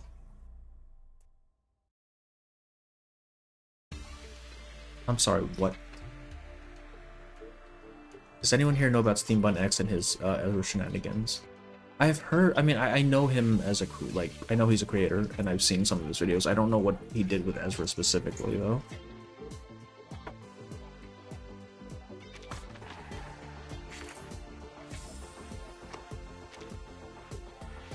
Mercury, you deadass did not need to say all that. She literally... She's a bad guy. What's going on in the story, man? What is happening?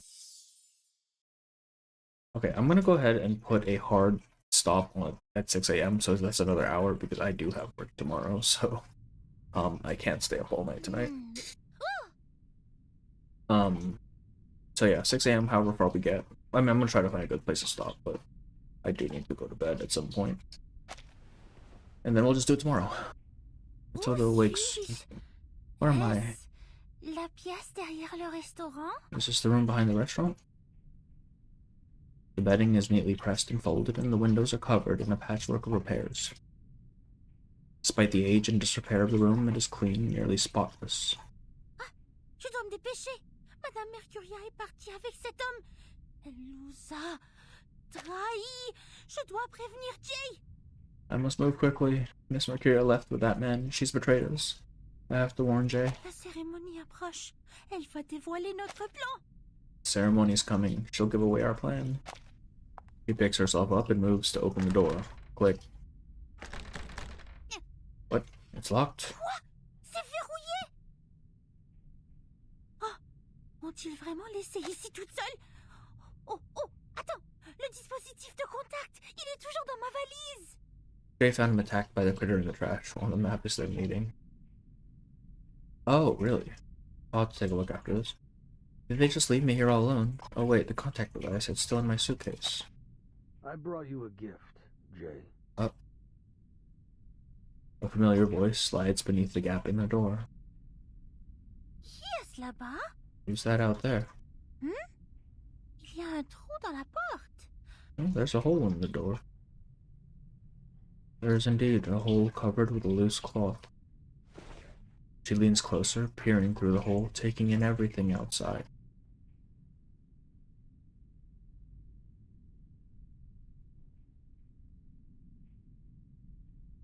A familiar voice came from a man sitting at a round table, a face she had seen before in the market. Ils sont tous là. They're all here. He kicked it. Oh, that's true, when he kicked it. Damn. As an apology for my children's poor behavior, I'd like you to take charge of this negotiation. Chekhov's hole. That's such a detail to include. Jay hesitates for a moment, scanning the ranks of Legere subordinates. Thanks, Grandpa. Let's start with the customer service bullshit. We're not having a party here. Yeah, I don't know why they bother with the communicator. Why doesn't It's your gonna boy be useless. Gio come over and apologize himself? Let me give you a piece of advice, Jay. Don't go tempting dogs away from their owners. Pay attention to your own men. Next time she saved Julia Hare from being nuked. Yeah, she did. She actually this did. Gift from us, Mr. Halleck. What? He a friend of yours? Friend of yours? The wall of people behind him part, creating a path.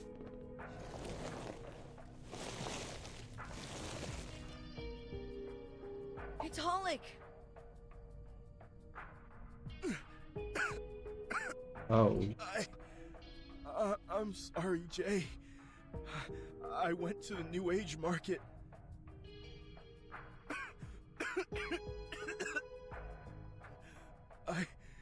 I just thought maybe there was something I could do. 7 hours after you finish the story, you get 3 events in a total of 18. Oh. Oh. His limbs hang loosely like a puppet with broken strings, unable to support his body, and thick blood gurgles in his mouth. A revolver is pressed down against his gasping chest. Damn, are they gonna kill Holly? Legers, you piece of shit! I'll smash your head in and feed it to your dogs! Okay, now is not the time, Beckett. Don't do it, Beckett. We already have a captive to save. Pioneer holds back Beckett as he rages. You should focus on your friends. Forget about the New Age market. It doesn't belong to you.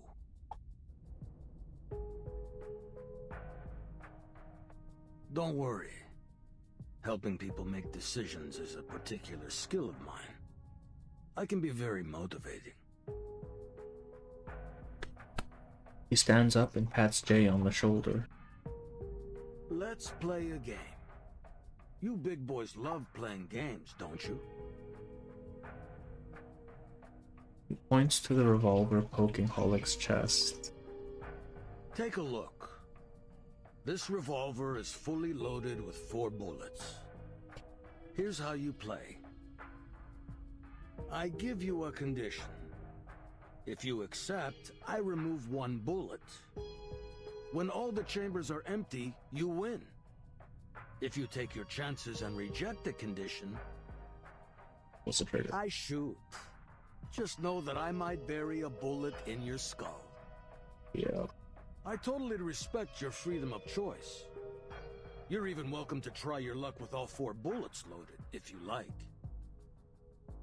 That is really cool, actually. The gunman spins the cylinder of his revolver.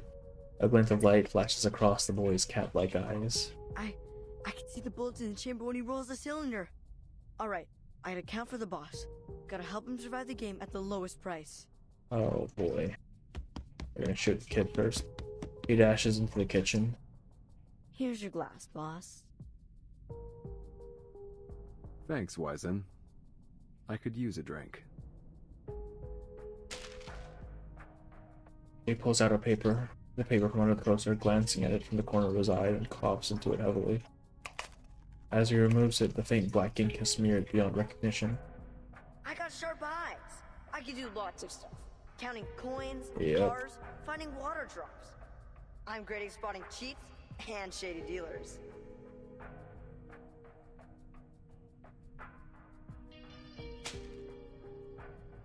He hands the paper back to Wizen, hesitating for a moment before nodding. All right. Let's do this, Grandpa. Wizen, get that tequila from the bar. Need a drink to clear our minds. On it, boss. Boss. The boy pulls a bottle up from behind the bar and fills 2 shot glasses. Huh. That's a clever kid you got there. Alright. Let's get started, kiddo. Wizen would be great to go gambling with. Yeah, absolutely. I don't know why he chooses steal, just gamble, man. The cylinder spun again. 4 rounds, 4 demands. Condition 1. 2 ways that Return this can what end. you took from us. Sure. Without hesitation, he pulls a key from his pocket, places it on the table, and pushes it forward to the elderly man. Continue like this, Jay, and this'll be the best game I ever played. A snicker rises from the crowd behind him. I thought he'd hesitate at least a little bit. Looks like you got a coward for a boss, boys. First bullet is pulled from the chamber, and the cylinder is spun again. The boy mutters inaudibly. 5, 8, 10. 10 times. The next chamber's loaded. He leans in and refills the shot glasses once more. Thanks, Wizen. Condition 2. I see. Get your people out of here. Now. We need quiet. Your friends are disturbing our conversation. You heard him, guys. Get out of here. But no one moves. This is a decision that falls out of his authority. Each of his crew has to make it on their own. Listen, take good care of your boss. The first to decide makes his exit. Jay, what are you doing? I'd rather take this bastard to hell with me. When did you become such a coward? I could get the fuck out of here. No, guys. You're not helping by staying here. Just go. Beckett kicks the chair fruitlessly, holding a stare. Damn it! Of course you would buy it here. He's moving, right? Beckett breaks as he makes his exit. The rest follow until Jay sits alone. It's a pleasure doing business with you, Jay. You're a practical man. May the sufferer bless you. There's no denying that you got a merciful heart. The second bullet is pulled from its chamber, and the cylinder spins once more. 18 times. The keen cat eye is a fleeting opportunity. The next 2 shots are safe. I gotta tell the boss. Next 2 shots are safe. The boy grips the bottle tightly as he pours its contents into Jay's glass, filling it only halfway. When just as he lifts his hand... Fill it up to the top, kiddo. Don't skimp on him. I'll tip you if Jay doesn't. Leger's rough and firm hands grasp the boy's own. Yes, sir. That had only been half of the code. He couldn't be sure that Jay would understand now. There's too great a risk to continue. Now, condition 3. Yeah, he knew. Busted, uh-huh. Jay shakes his head, dismissing the words before he speaks them. You've already lost the game, Legers. Oh. Jay's gaze shifts away from the red marks on Wizen's arm. Oh. So you want to take your chances, huh? Figured 50-50 was close enough? But you know, kiddo, I never said I would only shoot once. Jay bows his head, gripping the handle of his Bowie knife. Try it, old man. Do it. Click. The hammer drops into an empty chamber. You got lucky, kid. Now let's try that again. Jay crouches as his boots shift loudly against the floor.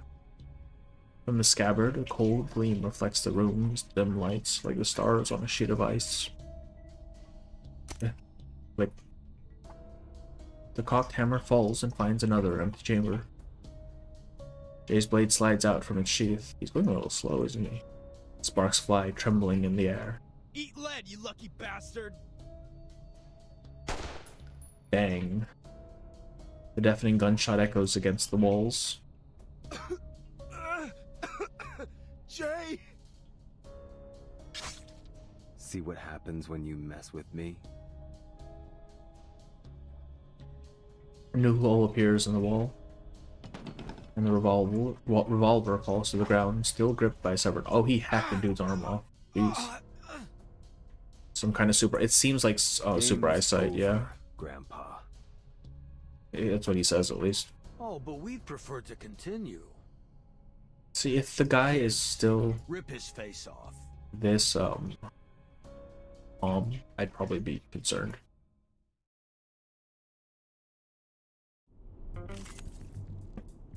They're just casually hacking off an arm. It's fine. He didn't need it anyways. Oh man, these dogs look kind of fucked up. Let's see what the details on these guys are. There's the dead. He's about to be dead. Let's go. Marcus, destroy him. To the left. This book? Or this one? Marcus are buff as fuck, yeah. They are, aren't they? They are wide boys.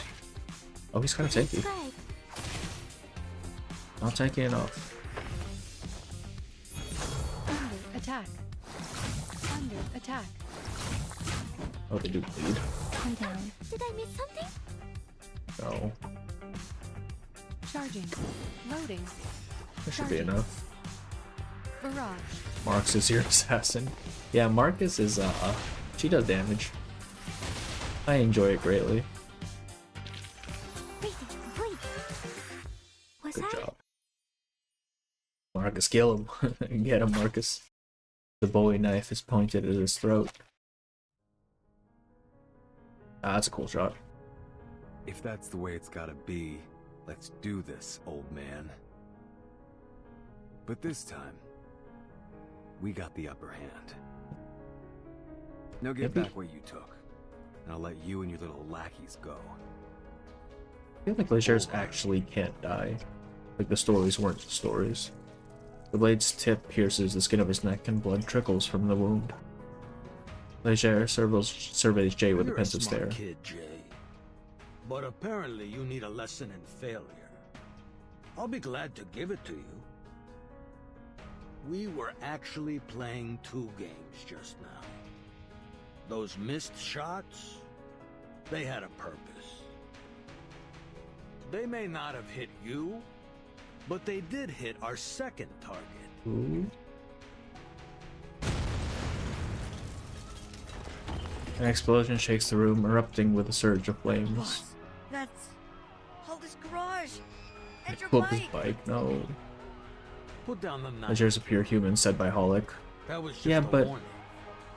To let you know the game isn't over. Geo calls Leger. That's true, but also he's with Manus. Maybe the slime did something to him. I don't know. Maybe. Put down the knife, kiddo. That's just a warning. I'll let you know the game isn't over yet. I got one last condition. Let us leave in peace. Bro, you blew up his bike. So, what do you say? Kill him. Just cut his throat. Pollock needs this place to live. Damn it! People outside desperately beat at the flames, but the fire grows fiercer despite their efforts. I can turn all of Hyde Street to ashes, if you want me to. What do you mean, man? Just cut his throat. The Bowie knife is lowered. Good boy. By the way, get yourself a better knife. I got butter knives sharper than that thing. Bang. Without any time to react, the gun's muzzle flares. His Bowie knife shatters into pieces. A warning for trying to take my men.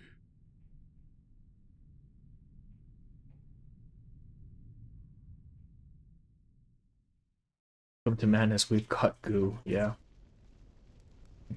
Do the goo. Flames lick at the charred debris as Beckett stays on the ground. The people of Hate Street gather silently, watching the fire, seeing their final ultimatum unfold. Then the daze lifts and Beckett rises with an outburst. What happened to you, Jay? You were fearless when Hollick and I first met you. We were like a pack of stray dogs, rummaging through the trash cans and sleeping on the street. All we had were clothes on our backs, but we still made it this far. I'd rather break my bones and shed my last drop of blood than beg for mercy. But look at you, Jay. What were you thinking?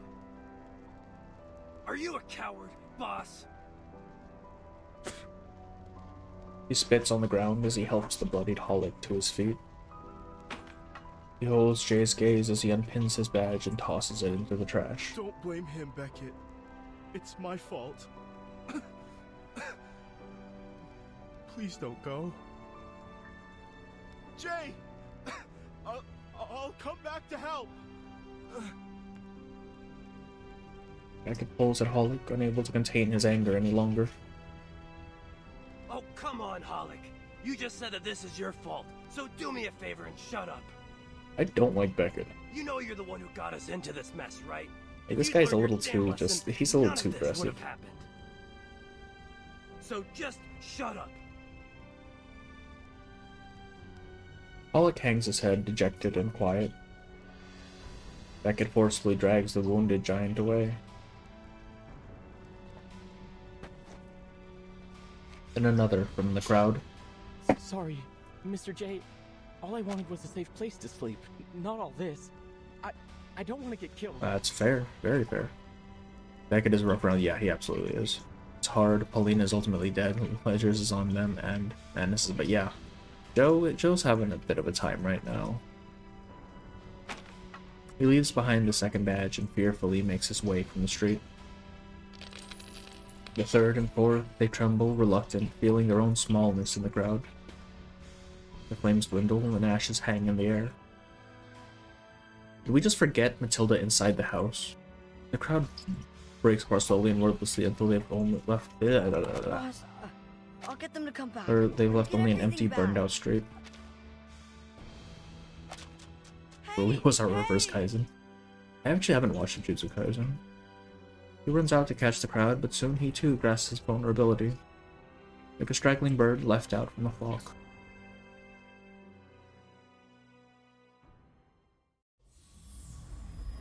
We definitely just left Matilda in the burning house. Damn, that sucks for her. Literally French fry, yeah.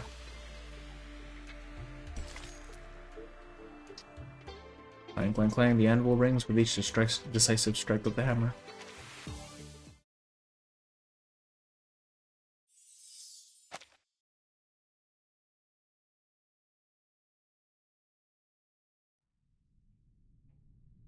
Oh, this thing didn't burn, I guess.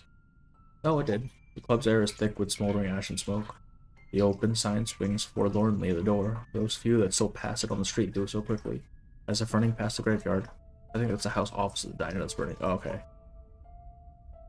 Yes. There she is. Orders at 379 Haight Street How is it Hollick's fault?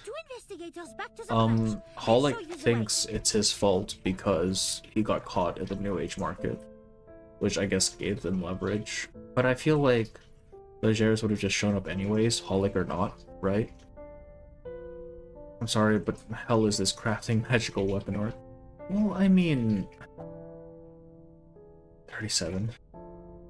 Like Joe just pulled out his out of his ass. Joe doesn't... I mean, Joe has like his sword. I don't think it's magical, is it?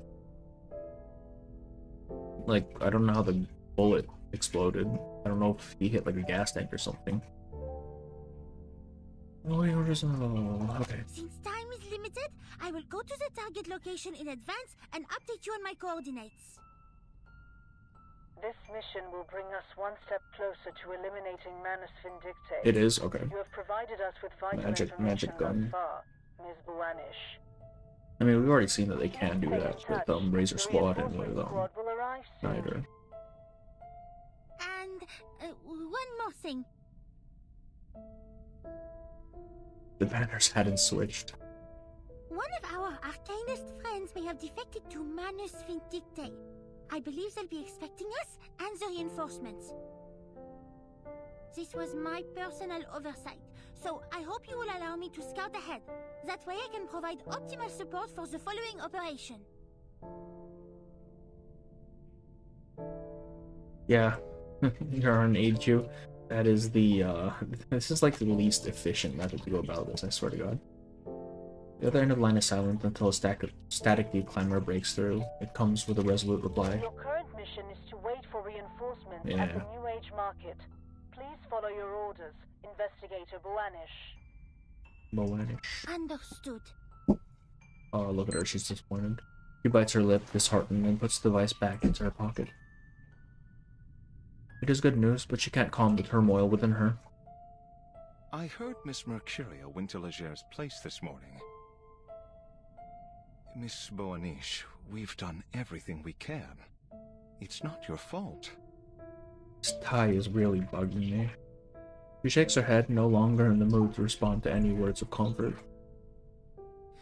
Legers and those Arcanists have made a total mess of the market. The people's safety is our top priority now. Jay's been away since this morning. He has to be here when the reinforcements arrive. The clang clang sound effect is for ruined to me. Yeah. The mannequin show. It's okay, Lucy isn't here, it's fine. Miss Boanish, he's right there. Potential man on the case. He points to the back door of the kitchen held slightly ajar. From behind it becomes a rhythmic metallic sound. Clang clang clang.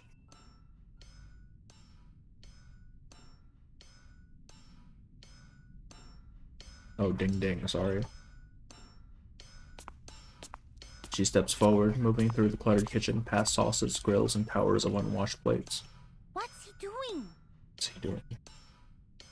The mannequin turns his head to the door, giving no response. Razor, new potential man. Yeah, throw Razor in there, man. Give him to us.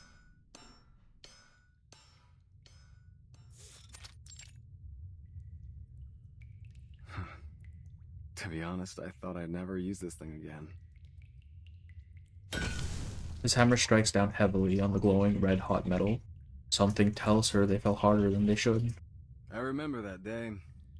Dad was in the living room with his friends. boasting about this awesome treasure he found on his trip. Hadn't seen him smile like that since Mom died. His friends all sucked up to him. Thought he dug up some good stuff. I was just a whiny little kid back then. No one I got a chance with Miss Sputnik. Oh man. After his friends left, Dad put me in a suit and tie like I was some kind of stage performer and took me to the Velvet Restaurant. When we got there, he brought this little girl to me and said, "Hey son, I got you a little sister." Is that how that works? That was the first time I met Paulina and her mom. I realized that he wasn't lying about the treasure. The days after were sweet, like eating dessert on Cloud 9 every day. So he just grabbed a girl from wherever he was. But it didn't last long. My dad was nothing but a broke insurance agent after he ran away from the Whalen family. He had big dreams, but he was too Whalen weak to family realize is them. Jay's family supposed to be rich? So Wayland family? I've heard Oh, about they're them rich. as the Arcanum and Metal, compiled by the SPDM. Oh, they're an old family. They've been arcane blacksmiths, famous for their sword making for generations. But the book says the family perished in the war. No matter what generation, Frenchie, weak people cower in dark holes, learn to hide their power, and only use it when they really need it. So he's Being got reckless can kill you. I've learned that better than he's anyone got very since my pure old man blood. Is that died. how that works? And you know what? His friends were right. He followed Solomon's manuscript, a document left behind by his family, and dug up something from under the ruins, a worthless piece of black iron. But it's magic black iron. Solomon's manuscript? That document holds top secret information, only available to certain members of the Foundation. How did he get it? And what have you done with the iron? The sword, man. Nice backstory joke, counter argument. She doesn't technically exist. Yeah. Yeah, she's gone, man. She never existed. Pure blood arcanist. Yeah, he's very pure blood. That's surprising. Most of it became this thing strapped to my back. And the rest? The rest he tossed in the trash. You're looking at it, girl. I didn't get why Dad said it was good stuff until now. What does he make it? You know those witches who can tell at a glance whether a kid will be a warrior or a priest? Oh. When I looked at this scrap of metal, I had the same feeling. It was destined to be a Oh, he's killer making knife. it. And now, it's gonna make its debut.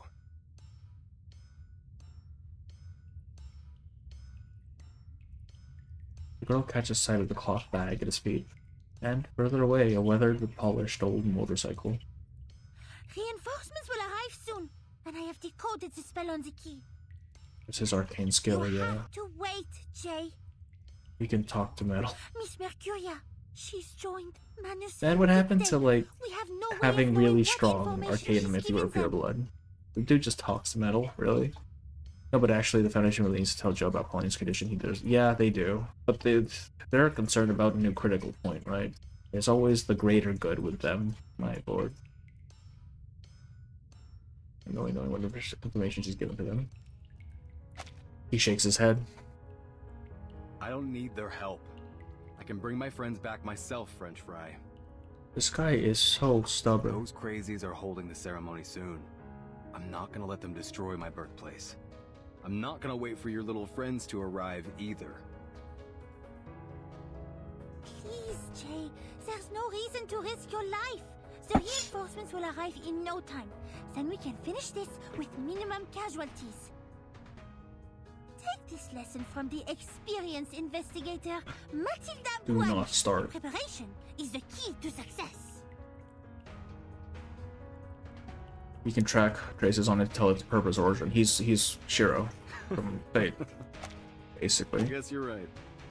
The young man laughs hard and steadily. When I was a scrawny little street kid, I looked to a savior, like a cop or a boss. Anything to avoid a beating. We all got the smarts to stay out of trouble. Jay's mixed blood now. Oh, he's mixed. Okay, so his Just gotta look both ways before one of we his make parents our is human, moves. then, huh? Clink. This wallet is all I have, please. There's nothing in it. Just a photo of my wife and daughter. Take it anyway. Come on, you old bogey! Take it back if you got the guts!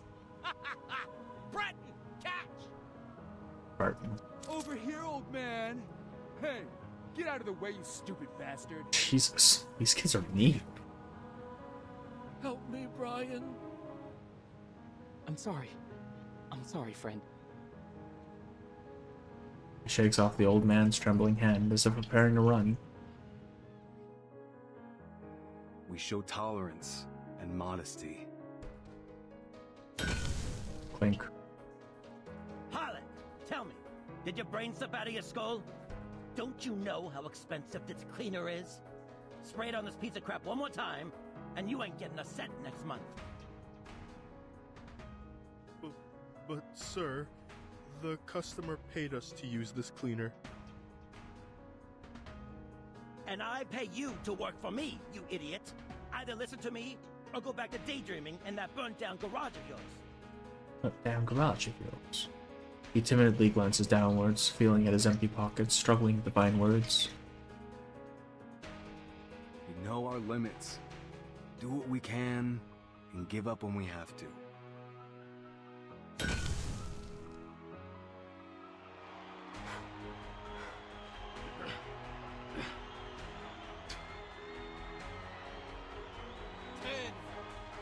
Carefully.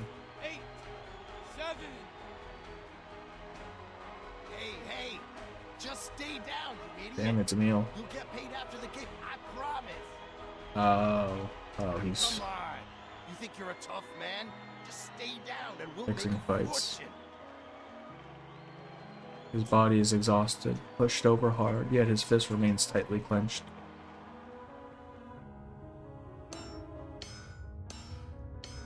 Ding, ding, ding. But if you've ever tried to temper a sword, you know that hesitation ruins the work. Searing hot blade plunges into the water, producing a hissing burst of bubbles. You don't use water to temper, you use oil. You gotta be brave, decisive. It's better temperature control. That's how you make a great sword. That's how you live a great life. You don't gotta be too careful about what you say and do. Don't gotta be prepared for everything.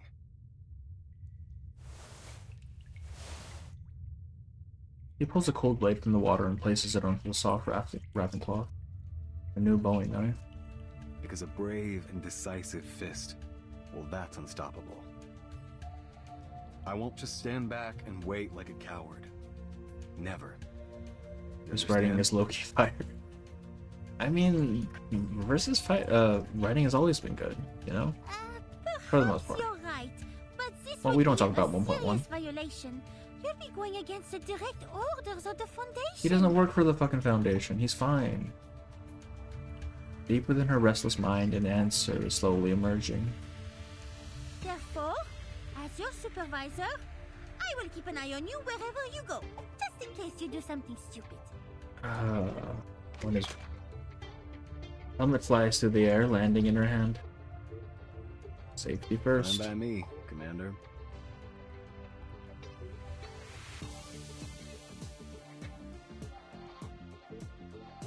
God, I love the soundtrack for this.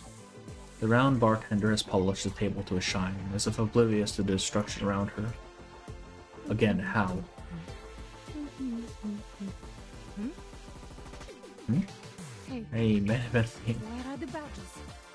They were here just now. just now. Mr. Pioneer! Mr. Pioneer!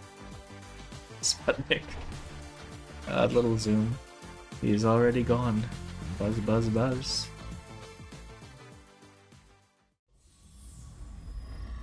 Man, I really like the soundtrack for this.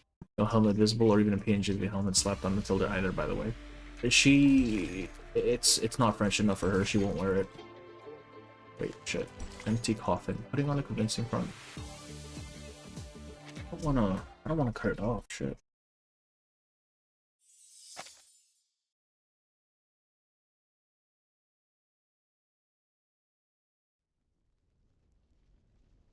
Potions. Potion cellar. Hidden safe house. Jars and bottles line the table with dried herbs bound with twine placed neatly in the corner. The furnace spits out the scraps of old business cards. Besides the furnace, a box lies half open, revealing a familiar black I've never mask. seen a case like this before. I can't quite believe what I'm looking at, to be honest. I'm afraid there's nothing human medicine can do. This is well beyond my means. He removes his hat and bows deeply to the injured man sitting in the chair. Then he picks up the briefcase and turns to leave. Legeros. He gathers more cards into a tight ball in his fist and tosses them into the furnace. Bang. Before he could answer, the door is bashed open. What do you think you're doing, Pops? No one told me you took the new kids to Haight Street. Those crazy dogs could have hurt you. You know that? Hurt me? I appreciate your concern, kiddo. I heard that you found your dagger. Who was kind enough to return it? Victoria. I love how this event characterized low rarity characters like Pioneer and Onions, but yeah. I mean, Onion got very little screen time, but Sputnik, yeah. And Pioneer especially, that man is very interesting. Oh. That lady from the New Age market? I know you've been sweet on her. I know you've been sweet on her. Legeros tosses a stack of sealed envelopes onto the table. You've been over here for a few years. I think it's time you went back to Italy. Italy. Stay there for a while. Oh, and say hello to your mother for me. Gio, standing at the other end of the table, lets out a silent laugh. Listen to yourself, Pops. He raises the gun towards the old man with purpose. What the fuck? 5 years ago, when we moved here from that remote Arcanist village, we were down and out. But still, you said you'd rather shoot yourself in the head than return home a loser. You promised we'd settle down here, make it our second home. We were cast out by the humans, but we trusted you. We all understood that hating humans wouldn't put food on the table. That's why we respected you. Why we still respect you. Gun trembles in his hand, his words increasingly agitated. Jerry Littlefinger died in the tub. His mama still thinks he's working for us on the sea. Short Ken? Jesus, Short Ken. Give him a better nickname. Was shot to pieces just a couple of days after his daughter was born. And my wife, Savina, was burned to death by some piece of shit arsonist. Even now the cops won't tell me who did it. But even through all the pain and all the hardship, we had principles. Principles that have earned us respect and made us more money than our fathers did in their entire lives.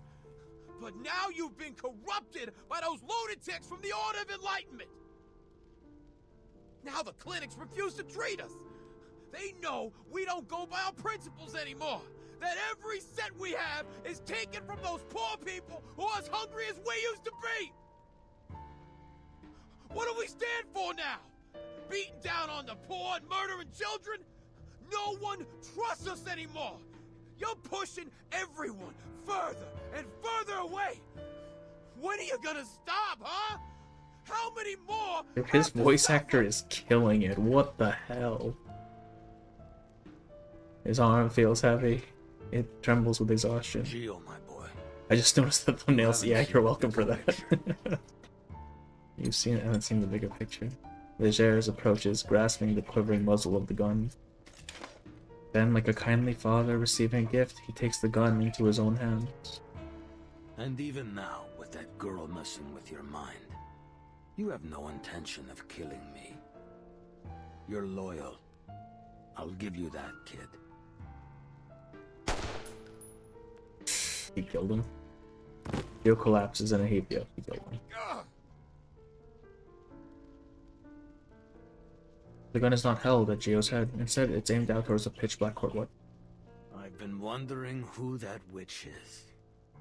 The girl who's making my boy feel mercy and guilt. You're not thinking You've straight. earned your $20, Geo's voice actor. Damn. Can't After even hold tax, the yeah. gun. It's shameful. Nothing's shameful. Gio's hesitating because he is thinking straight, Legers.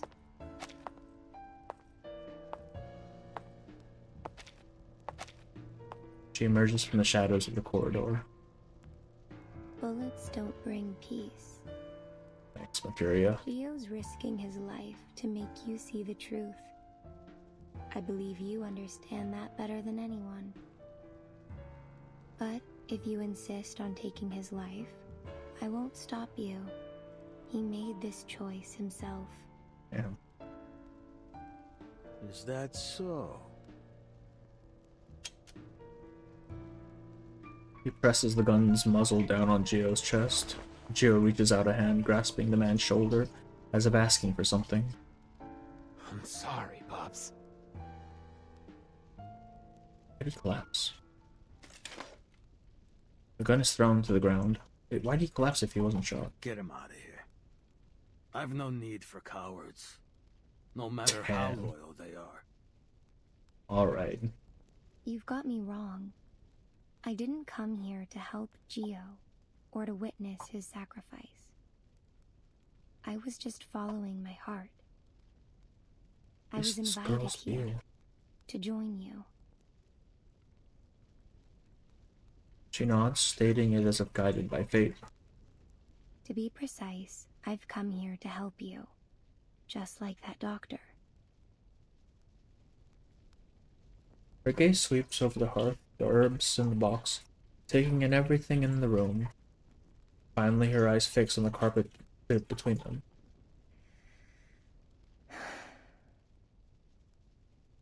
I see. I've seen it countless times. How people gather energy to themselves. They put their own lives, their own desires, above all else.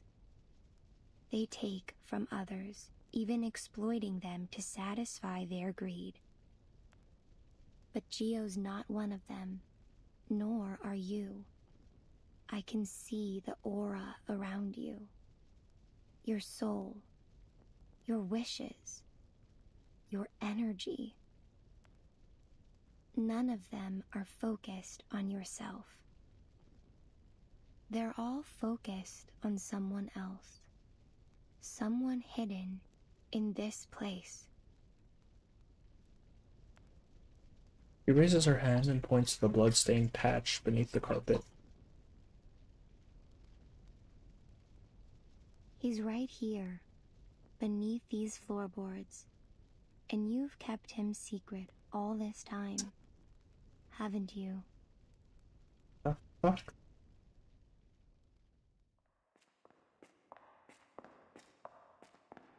She carries a lamp into the pitch-black stairway. Her guide walks ahead of her, descending with neither light nor a raised hand, taking each step firmly and confidently as he moves into the darkness, never missing a step. It is as familiar to him as walking a well-worn path home. Basement. The acrid smell hits her nose, filling her lungs with a shuddering, insect-like sensation. Black mold spreads out from the bed frame in front of them, seeping down and across the floor and walls. What? The emaciated body on the bed arches upwards, puffing out a haze of yellow spores from a gaping soreness. That is graphic. He's the reason for everything you've done. Death has almost taken him, yet you still cling onto him. You won't let him go. He's suffering. She picks up the photo next to the bed frame. Two men standing in front of the university, their faces nearly identical. So the rumors were true. The wailing that people heard, it came from this poor It's man. him, Leger. And you, a human of flesh and blood, unprotected by any arcane skills, were shot in the head, yet continue to walk and talk. Those bullets never penetrated your head, did they? Because you're not Legers. Something's taking this form. He is. Yeah, so Legers in the bed. Who the fuck is this guy? Miria crushes the dark, dried grass in her palm with her thumb, then bites her fingertip to draw some blood. She gently smears the paste of blood and grass onto the corpse-like man's withered, emaciated face. Red blood begins to drip from the steep paste, following the fungal strands into his throat, ears, and nose, and at last into his lungs. The Order of Enlightenment has allowed him to survive, albeit in a dying body. But there is a price for this. His consciousness. I feel like that would be... lose your consciousness when you're in that state. Thick mask of fungi-strewn pus pours out of his throat. The most I can do is recover his consciousness for a short while. But I can't save him from death. She closes her eyes and extends her hand, a halo of light enveloping the unconscious patient. Patient eyes reopen weakly. Patient's eyes reopen weakly. You tried so many treatments, brother. Brother. Sometimes. Ain't like support sounds nasty. It does. Look at me. I look like a piece of moldy bread. You're back. Legers. You're back. Listen, I found a way to cure your condition. I swear you won't die. I swear. Mason shakes his head in creaking, drawn-out motion. Are you a professor now, Salvatore? This outfit isn't your usual style. You used to wear a pair of gold-framed glasses and criticize everything you saw. A true intellectual. That's the Salvatore I know. After you were shot, I disguised myself as you. I've been running your kingdom. These kids need you. So I gave up my diploma. Damn. We'll share the fame and power when you get back on your feet. Just like you always wanted. No, listen. This isn't what I wanted. You're supposed to be working at a law firm. Taking money out of the hands of rich title ones. Not pulling triggers. Not spilling blood. Here's Joe coping up the air. I dirtied my hands so that yours would be clean. So that you could live the life you wanted. I never wanted you to follow in my footsteps. How are the others doing? Ken and Jerry. They're both honest, hard-working guys. I never should have brought them into this world.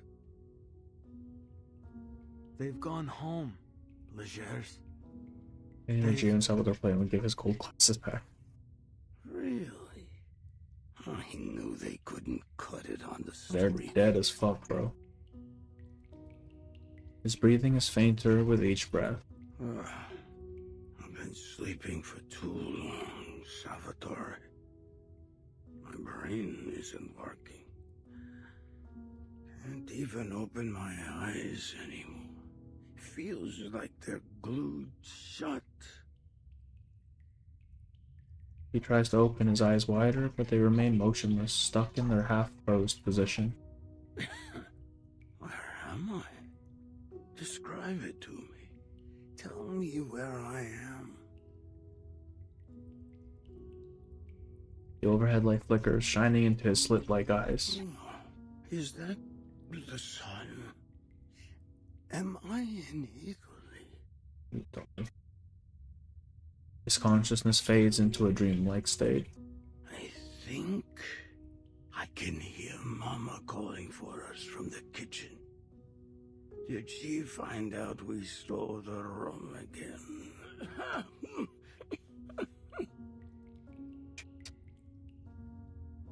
The patient laughs in fits, struggling to find his breath again between each exhale.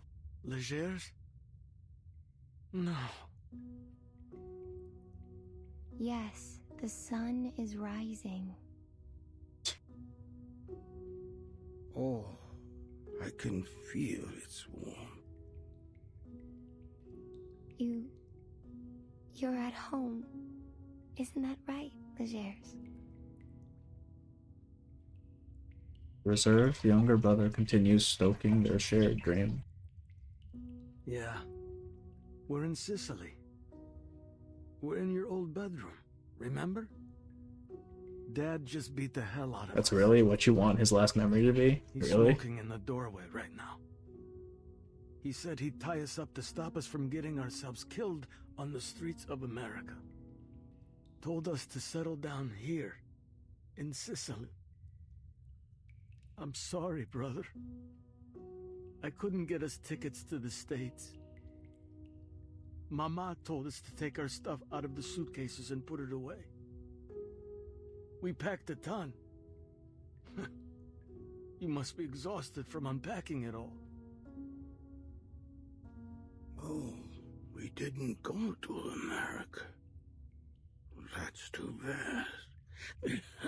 But I'm happy to hear that. On the brink of death, he looks so serene. He grasps his brother's hand, holding the pistol firmly. Damn. My eyes are totally glued. Dad really beat the crap out of me. I gotta go to bed. Don't wake me up, Salvatore. Remember to keep reading. We gotta have one member of the family who uses his brain for a living. Promise me. I will, brother. I promise. The withered hand of the patient covers the hand holding the gun. See you tomorrow, bro.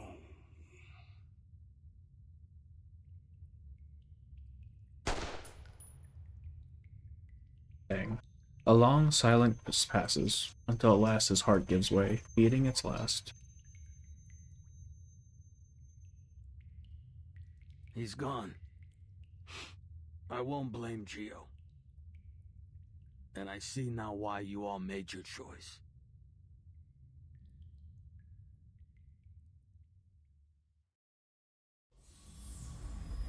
And dude, the voice acting for the NPCs, man. Like, they could have just totally phoned it in, but they went all in on that. Holy shit. Okay, what time is it? 5:54. We will go through 13, and then we'll call it for the night. And then I think we'll do the rest tomorrow, yeah? Because it is almost 6 here. It's 5:55. Yeah, we'll go through 13, and then we will call it.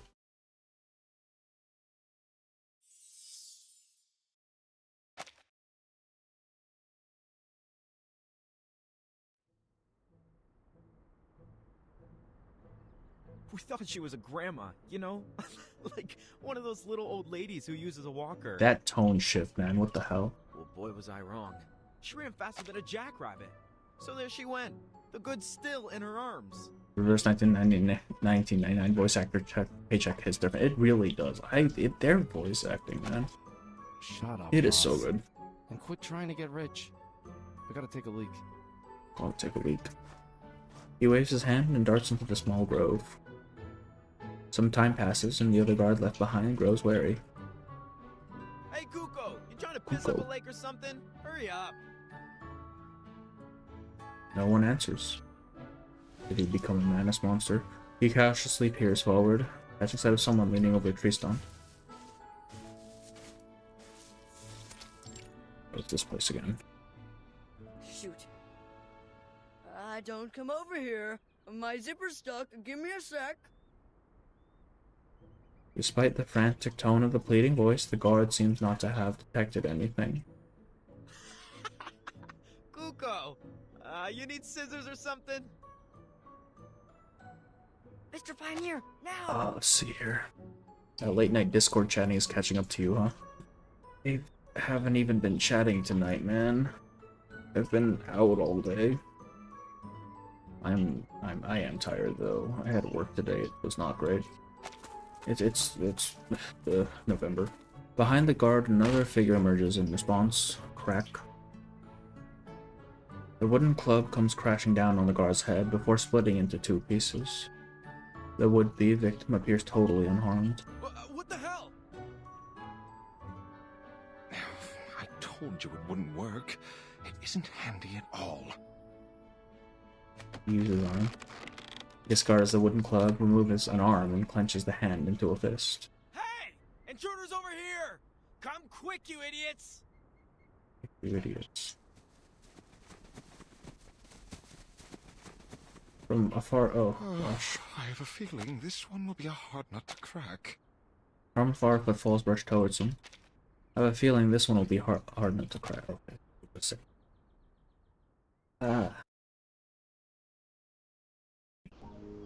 In all seriousness, we would really want you to live a healthy life. You know, I would too, but also work, sleep early. You know, I have been going to bed so late for like the last half decade at this point. It's just normal at this point. It's not great. It's not great. Charging. Schedules are tough, man. There's just too many things to do and not enough time to do them.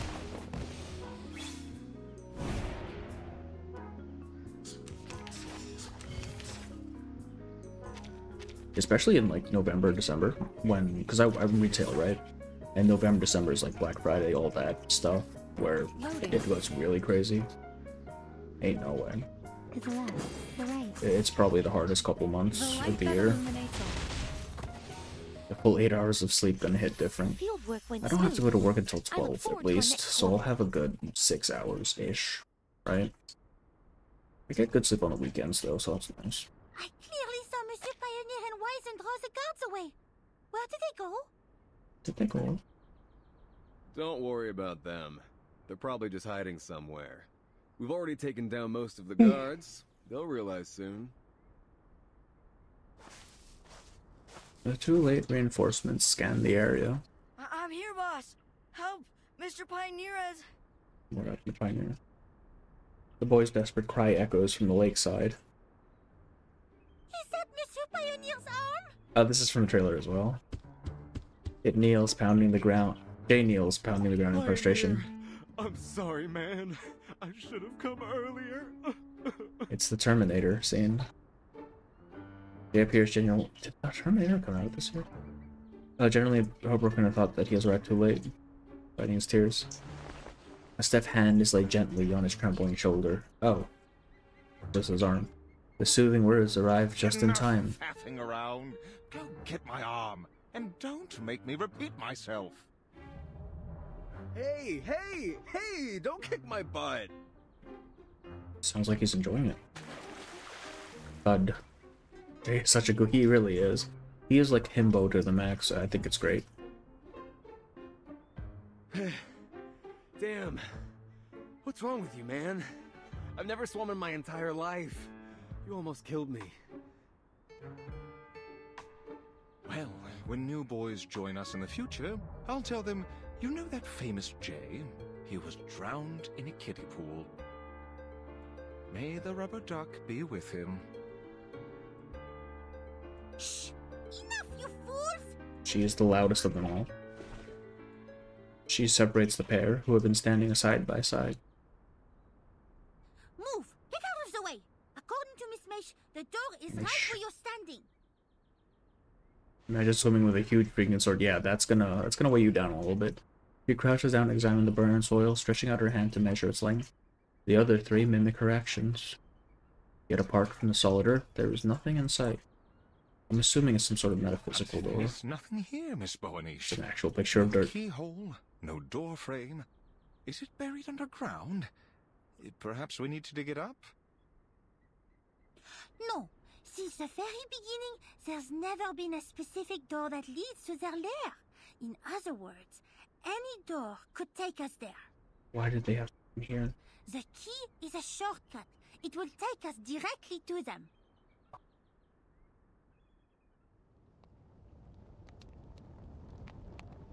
I saw them go into the woods. It's a soundtrack. I love this Dozens soundtrack. of believers. They went inside a tent.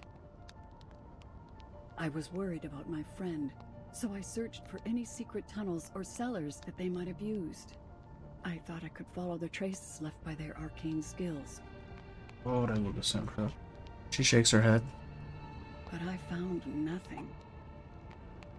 At the same time, I heard that a door had been salvaged from the sunken Lady Elgin.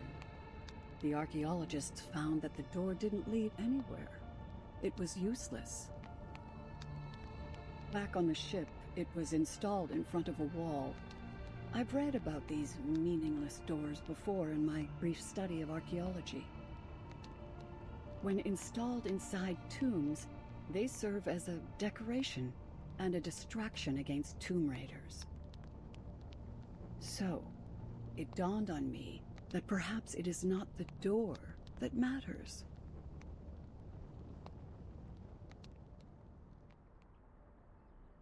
It is the key that matters. Doors are just a medium through which spaces are connected. It is the key that opens the way. En conclusion, this key can make any door a shortcut to their lair. Even without a door, there is still a path we can take. There is always a direct route that connects 2 points on the map of Gnosis. 1 line, 2 lines. Their fingers sketch the outline of the door roughly on the ground. Again, why did it have to be We can here? take that path by touching the key and reciting the incantation. All we need to do is draw an entrance. So,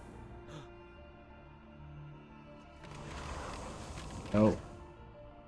Manus hands. I will send the coordinates to the Foundation. When the reinforcements arrive, they can come with us. Joe's gonna jump in.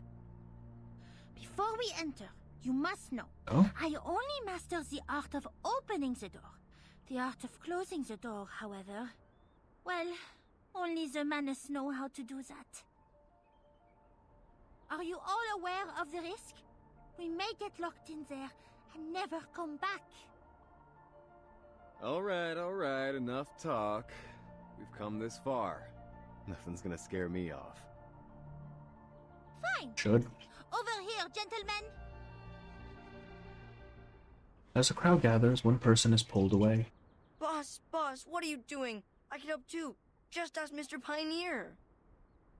I mean, why isn't can't be any older than That's why Tilda, I right? got an even more important job for you. To Like, stay if they're here. letting her go, might as well let him go. Those eyes could be useful. The child's head nearly collapses in response. Feeling abandoned, he looks away in unwilling defeat. We'll need you soon, but not now. All right. They stand before the door, lying at their feet, checking one another for any See you signs later, of hesitation. Then all at once, they leap into the bottomless door. Why didn't they just use a regular door? Oh. Their center of gravity reverses. The sky hangs upside down and a wave of intense dizziness passes through them from head to gut. Welcome to hell. There is a clamor of voices, rhythmic tap dancing. Strange murmurs and whispers fill their ears while others wail and sob. Merde! What's going on? This was not part of the plan. Ow. Guys, Hey, where are we? Please, put my head back on. I can't see a thing. They lift his head, set it back on his neck, and readjust it. Now Now, calm down, fellas. It can't possibly be that Mount. bad. What are we seeing? Oh. Oh boy. Night and day reverse. An endless tides of body surges, engulfing them. In the distance, figures clad in black robes gather. The scene is overwhelming. Words catch in their throats. All these people are Manus followers. The Foundation's reinforcements will be far from sufficient. This looks like tradition. This is a scene straight out of hell. Appears we're already in the middle of their lair, Miss Boanish. This is some freaky cult shit, holy shit. Behind them, a familiar yet strange voice speaks out. It is that bad. Welcome, There she is. distinguished guests. Fucking hell. Hi, Eternity. Welcome. Well, that's a good place to leave off on. That's a hell of a cliffhanger to leave off on. 22 chapters, right? Which means we have, what, 7, 8, 9 to do tomorrow? Oh, boy. You know, when I saw this event, I thought it was going to be, a little bit more lighthearted, but god damn it got heavy. What is happening right now? Okay. Alright. I'm gonna go to bed. We're gonna do the second half tomorrow. And maybe some anecdote stuff, who knows. I'll put up the stream later. I didn't expect her to do that. You're a good one, don't touch kids. I will, yeah, no, absolutely not. We are going to stay far away from children. But yeah, I will talk to you guys tomorrow, yeah? I'll stream this the rest of